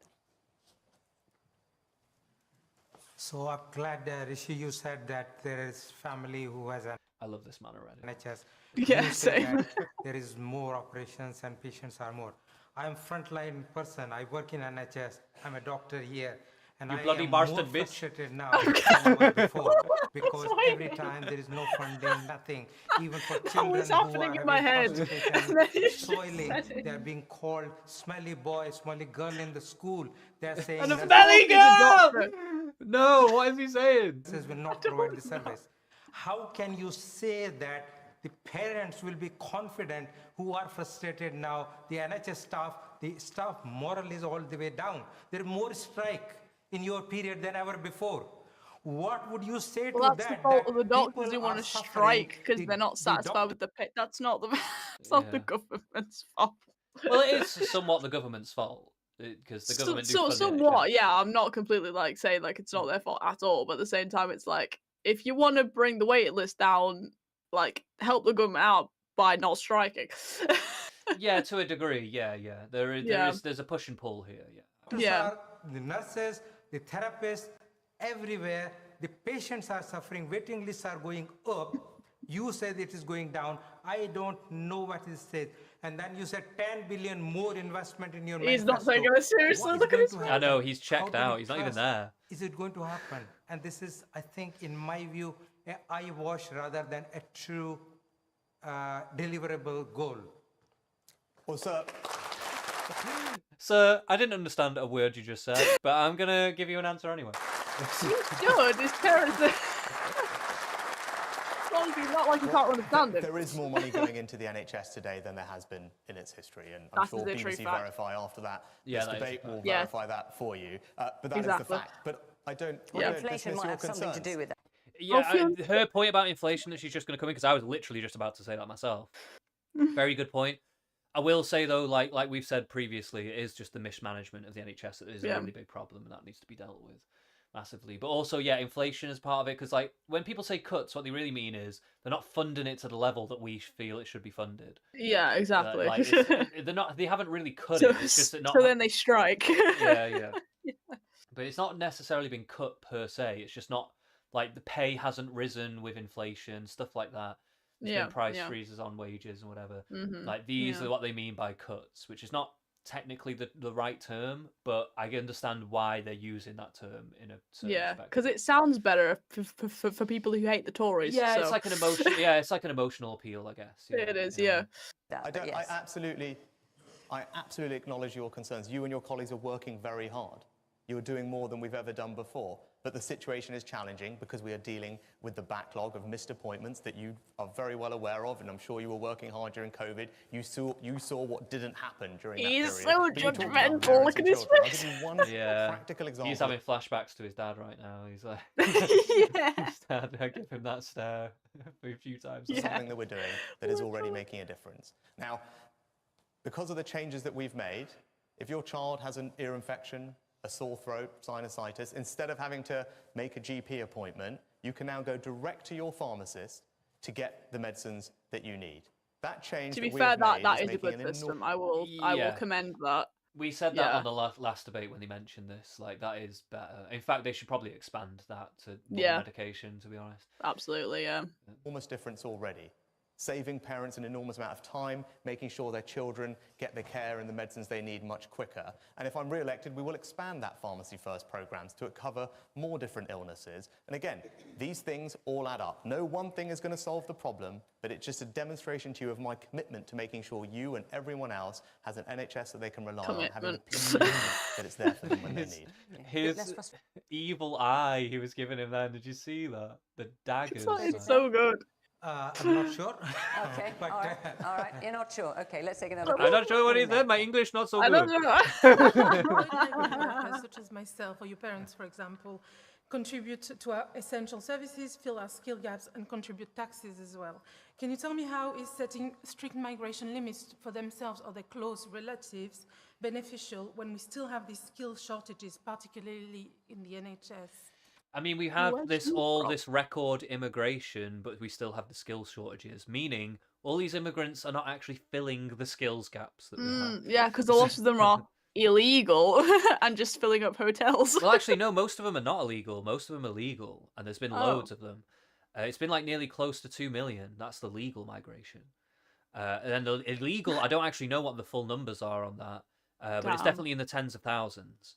Over the last couple of years. To be fair, I will hold my hand. I did not know that. But the legal migration is just insane. It's like it's actually way off the chart, and like there's literally no point in it. It's all like no low skill migration. We've been doing that over the past few years. Still got all these skill shortages. That means the immigration ain't working. That means you need to have skilled immigration rather than just willy nilly, just for the sake of immigration. Which I am assuming is a Tory way of raising house prices. That's the only way that I can think of is the reason to bring in more immigrants. There's no other thing I can think of that makes sense. Like it's just pointless otherwise. Yeah, literally. Oh, and keep wages low, I guess. Migrants can make a contribution to our country and do, like my parents, as you said, like my grandparents. My point is, though, that the levels of migration that we have seen are too high and they need to come down. And that's what we are now doing. Well, that's if your you look government at the number doing of it, visas though, that we've issued at the start of this year, it's down a by massive about failure 30%. since they got The in. level of net migration is forecast to halve over the next 12 months. And if I'm elected, there will be a legal migration cap that we vote on in Parliament to guarantee that the numbers come down every year. Because you can't stop the boats. How are you going to stop the legal ones? You know. Well, that one's a bit easier because you could just not give visas and stuff. Like you just not let people. Well, in. yeah, true. But they've got to fly here. They've got to do all the stuff. There's got to be like a system for like letting in the people we do actually need. And I mean, yeah, there is a way of doing it. Weren't we supposed to get like an Australian-based like point system?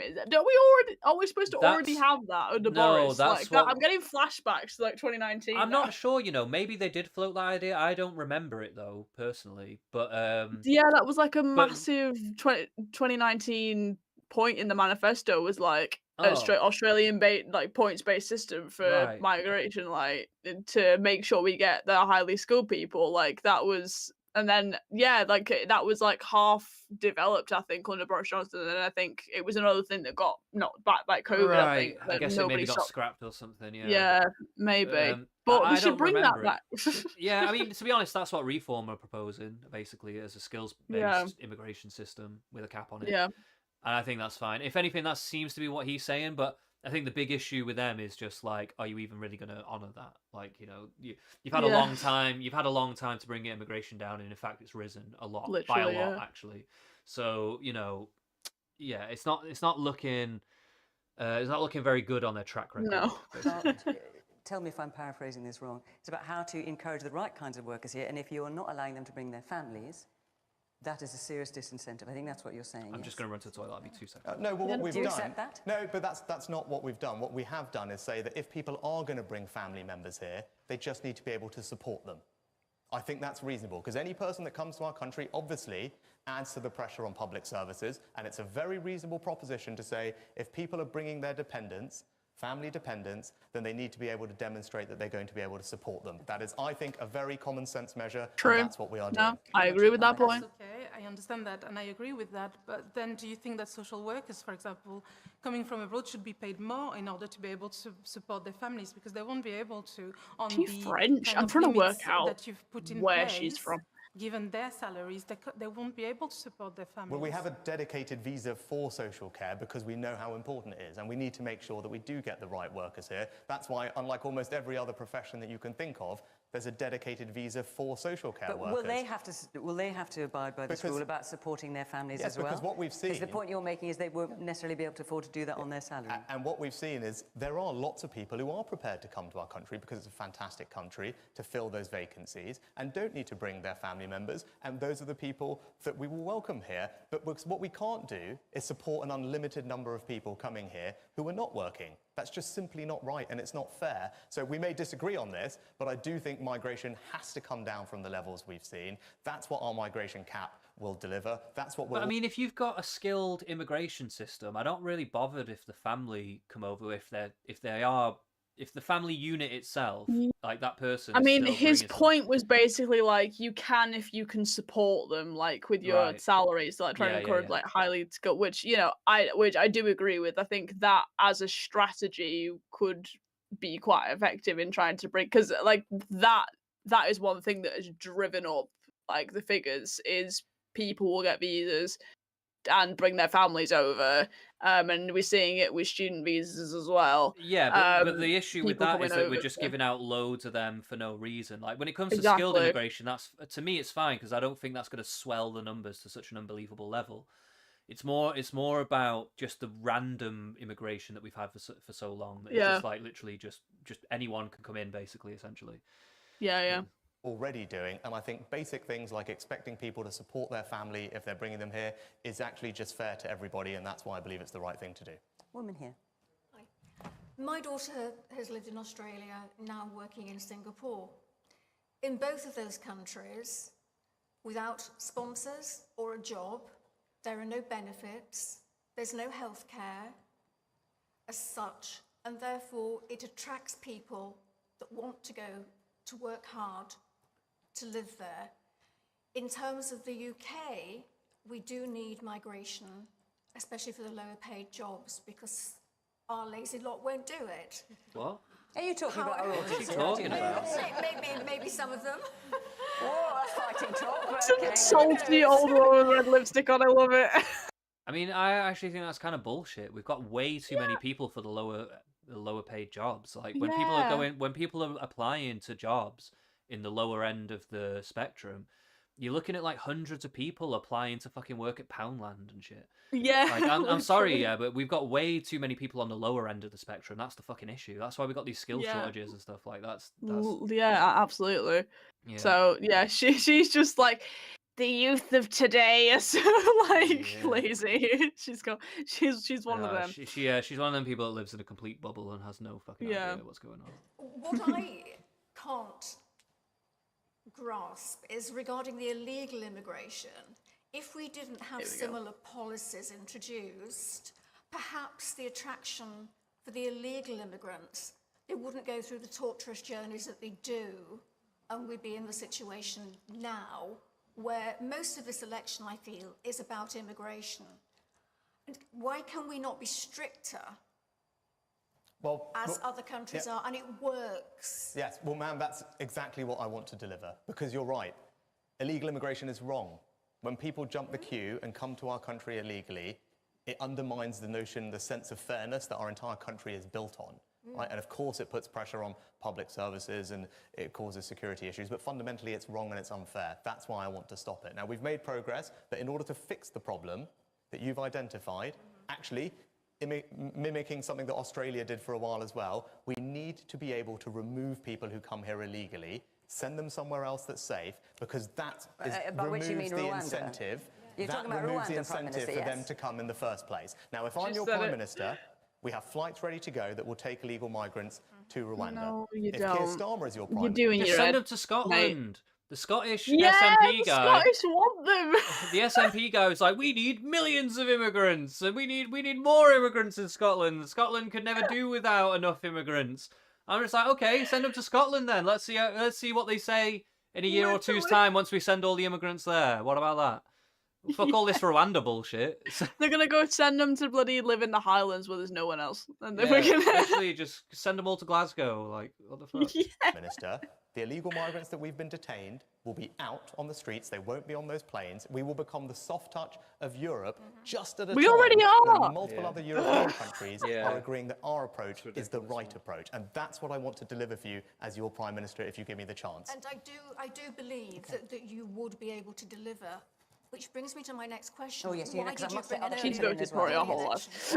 Election. That whole Why did you call sentence the just election then? confirmed that. Well, I called the election because going back to the second question, my number one job when I became your Prime Minister was make sure that we had economic stability.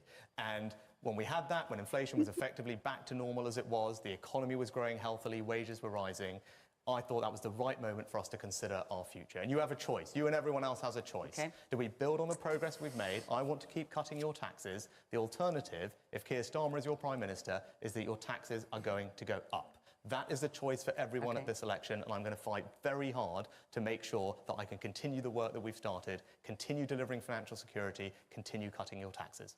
Are you glad you called the election when you did? How do you think it's going? It was the right moment to call the election for the reasons that I outlined. And Fiona, I am. Look, of course these things are difficult. It was but the right to actually time for answer you. the first Yeah, Close it's the right security, time for us to to start moonwalk betting on away it. into against the Liz Truss darkness. in that leadership election. I had the See you same later, guys. questions from everybody. You're behind. Why are you bothering? Isn't this all, this is all very difficult? I said, no. Well, I'm fighting for what I believe is right. Right? Even though people didn't want to No, hear you're it not. at the time, I kept going. I kept saying what I thought was right for this country. You gave I up kept the going minute to you the called end. it. And you know what? Yeah. I was proved right then. And that's why you can trust me now when I say that what Keir Starmer is promising you is the same fantasy that Liz Truss did, and it's just going to mean your taxes are going to go up, and that matters to me because I don't want that to happen, Okay. and that's Oh, why we're having the this way you election. just And said the just same threw fantasy Liz that under the Liz bus as Truss well. did. Yeah. Let's take a question what? from Edie Lewis. Edie Lewis. Liz Truss has taken so many strays in these debates, mate. So many. Oh, there he is. A little bit further back, look, with the glasses. Oh yeah. no. As Labour are predicted to win a landslide victory, do you have any regrets about any actions you've taken during your premiership? Oh, Sorry, she what was was waiting your for that. Edie. Look, I mean, Any regrets, Prime Minister? Slightly, of course.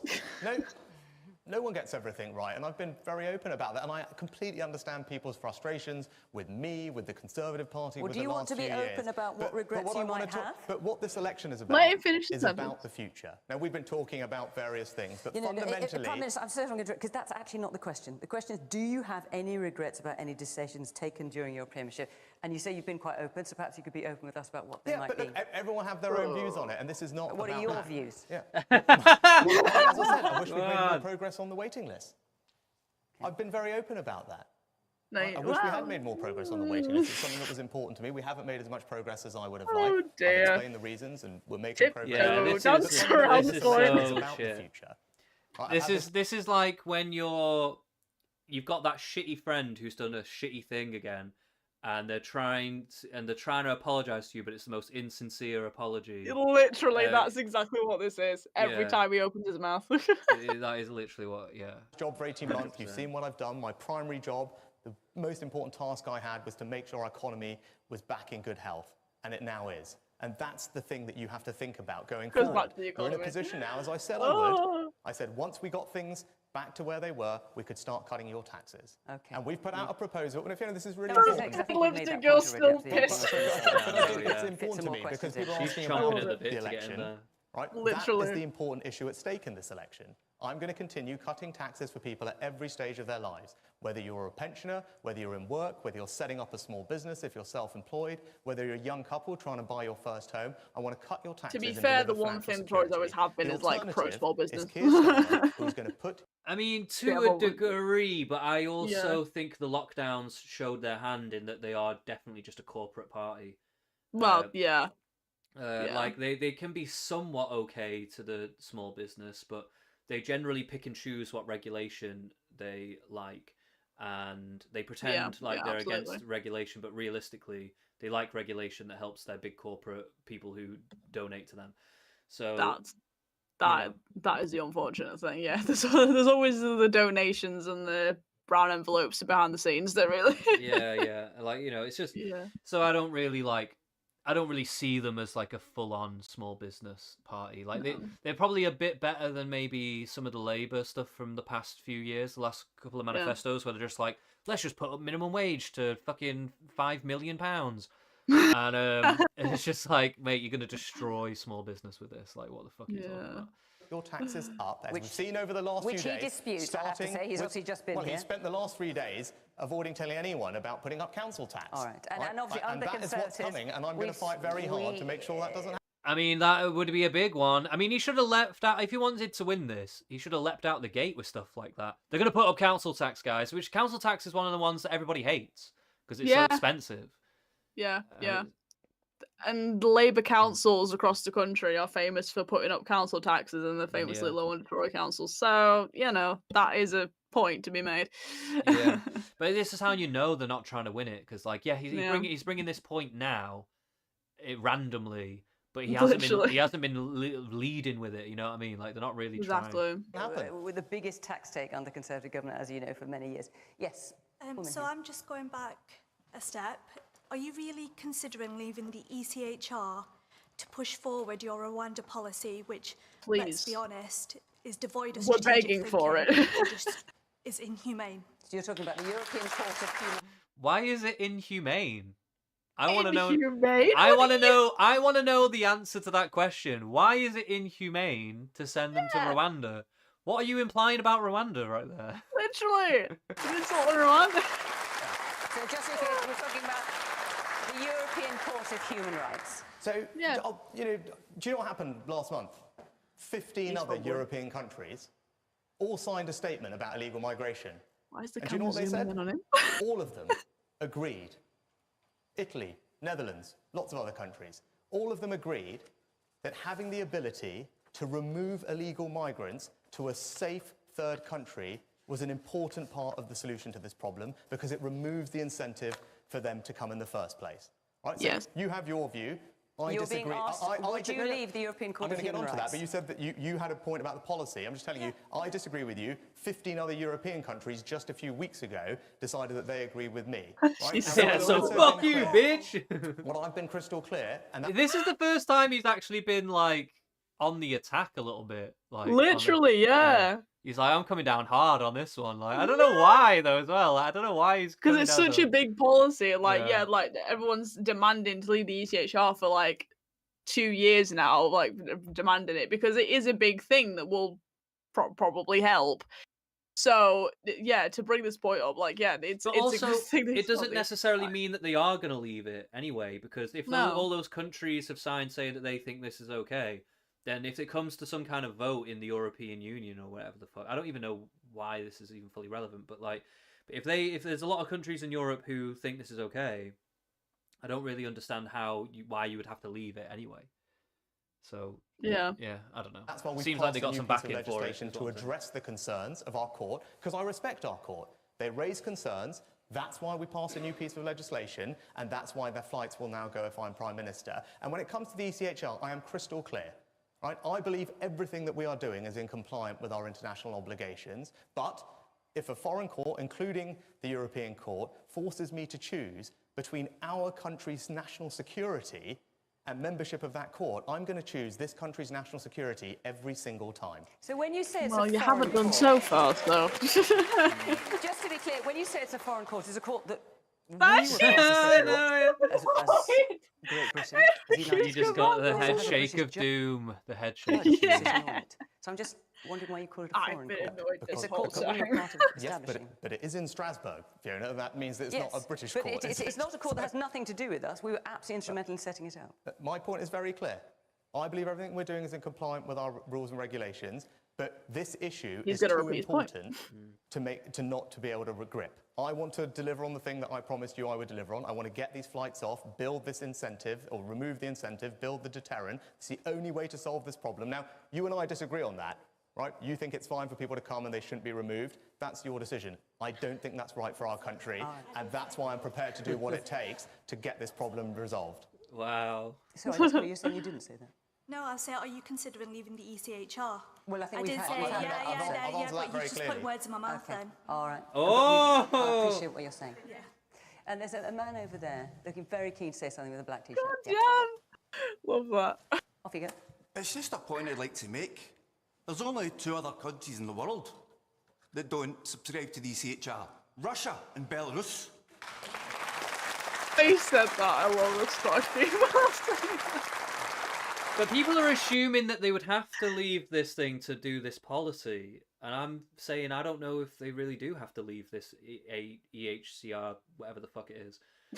ECHR, yeah. But, yeah. I don't think they have to even leave it to do this, though. So I think it's kind of like a moot point. Yeah, we should just have the balls to do it anyway, but I think we are in the shackles of a couple of sort of stands or whatever that we have to, being a member of them, do have to sort of stick to, and I think that leaving it would help, but yeah, it is still quite a vague thing. As much as people like get very angry about it, it's like, yeah, at the same time nobody actually really properly knows. Yeah, I feel like people are just hearing the words human rights and just being like, oh my god, they're taking away human rights. Ah! Like, I just think, mate, no, they're not going to take away your human rights. Like, just don't be real for 1 second. Like, don't be fucking stupid.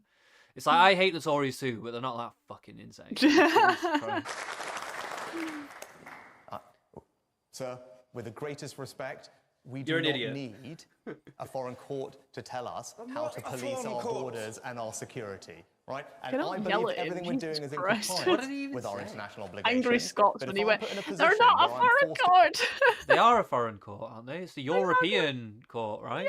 Yeah. The fuck is he talking about? choose between he's those just things, angry. I'm going to put our country's national security first every single He's just an time. and I angry make bald absolutely Scotsman. no apology about that. Yeah, we've only had bald Scotsmen as well. Literally, why they're all skinheads or sport? I They're don't get all- it. Everyone in Scotland, there's a problem up in Scotland. I don't know what's going on up there. People know. I've got about 30 Now seconds there's left. yelling. Very quick question. I'm 19, so I'm too old to do national service if you did bring that in, and I'm not looking to get a mortgage in the next parliament, so anything to do with that wouldn't impact me. Is there any policy you can offer me that would positively impact me? Free chewing gum, free haircuts. Yeah. We'll give you something for free. I don't know what it'll be, but it'll be something. We'll get. Yeah, literally. My life and the life of people who are my age. Forgive me because we're pretty much out of time. Could you name one? Oh, what, are you studying at the moment? Where are you studying? Here, oh, you're at York Uni. Okay. And what work Sadly, do you want we to do? don't have time for these niceties. One policy. You know what? Very simply, when you get your job, I'm going to cut your taxes, you're going to keep more of your money and spend it Okay, on whatever you well- want. There you go. All right. So. Oh, that was not liked in the booing. They didn't like it, but I actually thought that was an okay answer, just for like that the was standard good. For Tory to be put line. on It's the not spot too like that. Yeah, it was good. It was good. Standard Tory line, not too bad of an answer. But No. but to be fair, with the track record of like the tax hikes and stuff over time, like I mean, it's not. It's again, it's another policy that like when you really dig into the details, you go, are you really going to cut our tax though? Like what the fuck? Yeah. That is it for now. Well done for all your Hey, stamina. we made All right, folks. okay, we made For it to sticking the with end. two. Thank you for your questions, Prime Minister. All right, well, thank you to everyone that tuned in, everyone that's been in the chat. The Yeah. chat has been a little bit spicy in the past half an hour or so. Yeah.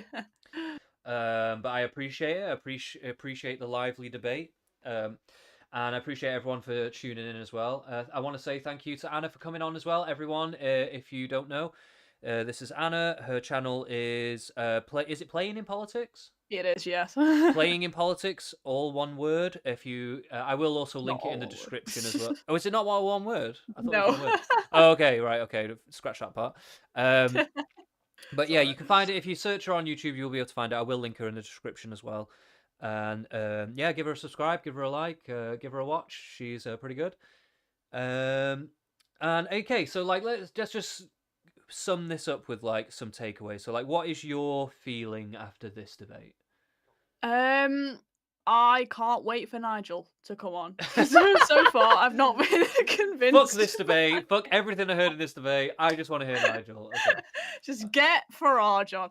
I mean, to be fair, for once, I was shocked that I didn't disagree with everything that Keir Starmer said, which is mad. But I feel like he did really well. Like, as we said, I think it's like the strongest he's come across in any Yeah. sort of debate or anything. Like, I think he did really well. Don't really know why they got the SNP on. That was a bit irrelevant. Yeah. And Rishi was Rishi, as always. He is just Yeah. dodging around points and making every member of the Conservative Party roll their eyes and go, "Oh God, why?" So you know, yeah. I suppose that's my takeaway from it. Yeah, I think I would generally agree with that analysis. I think it's like it's been a pretty boilerplate kind of night. Definitely, Keir definitely has done his best so far.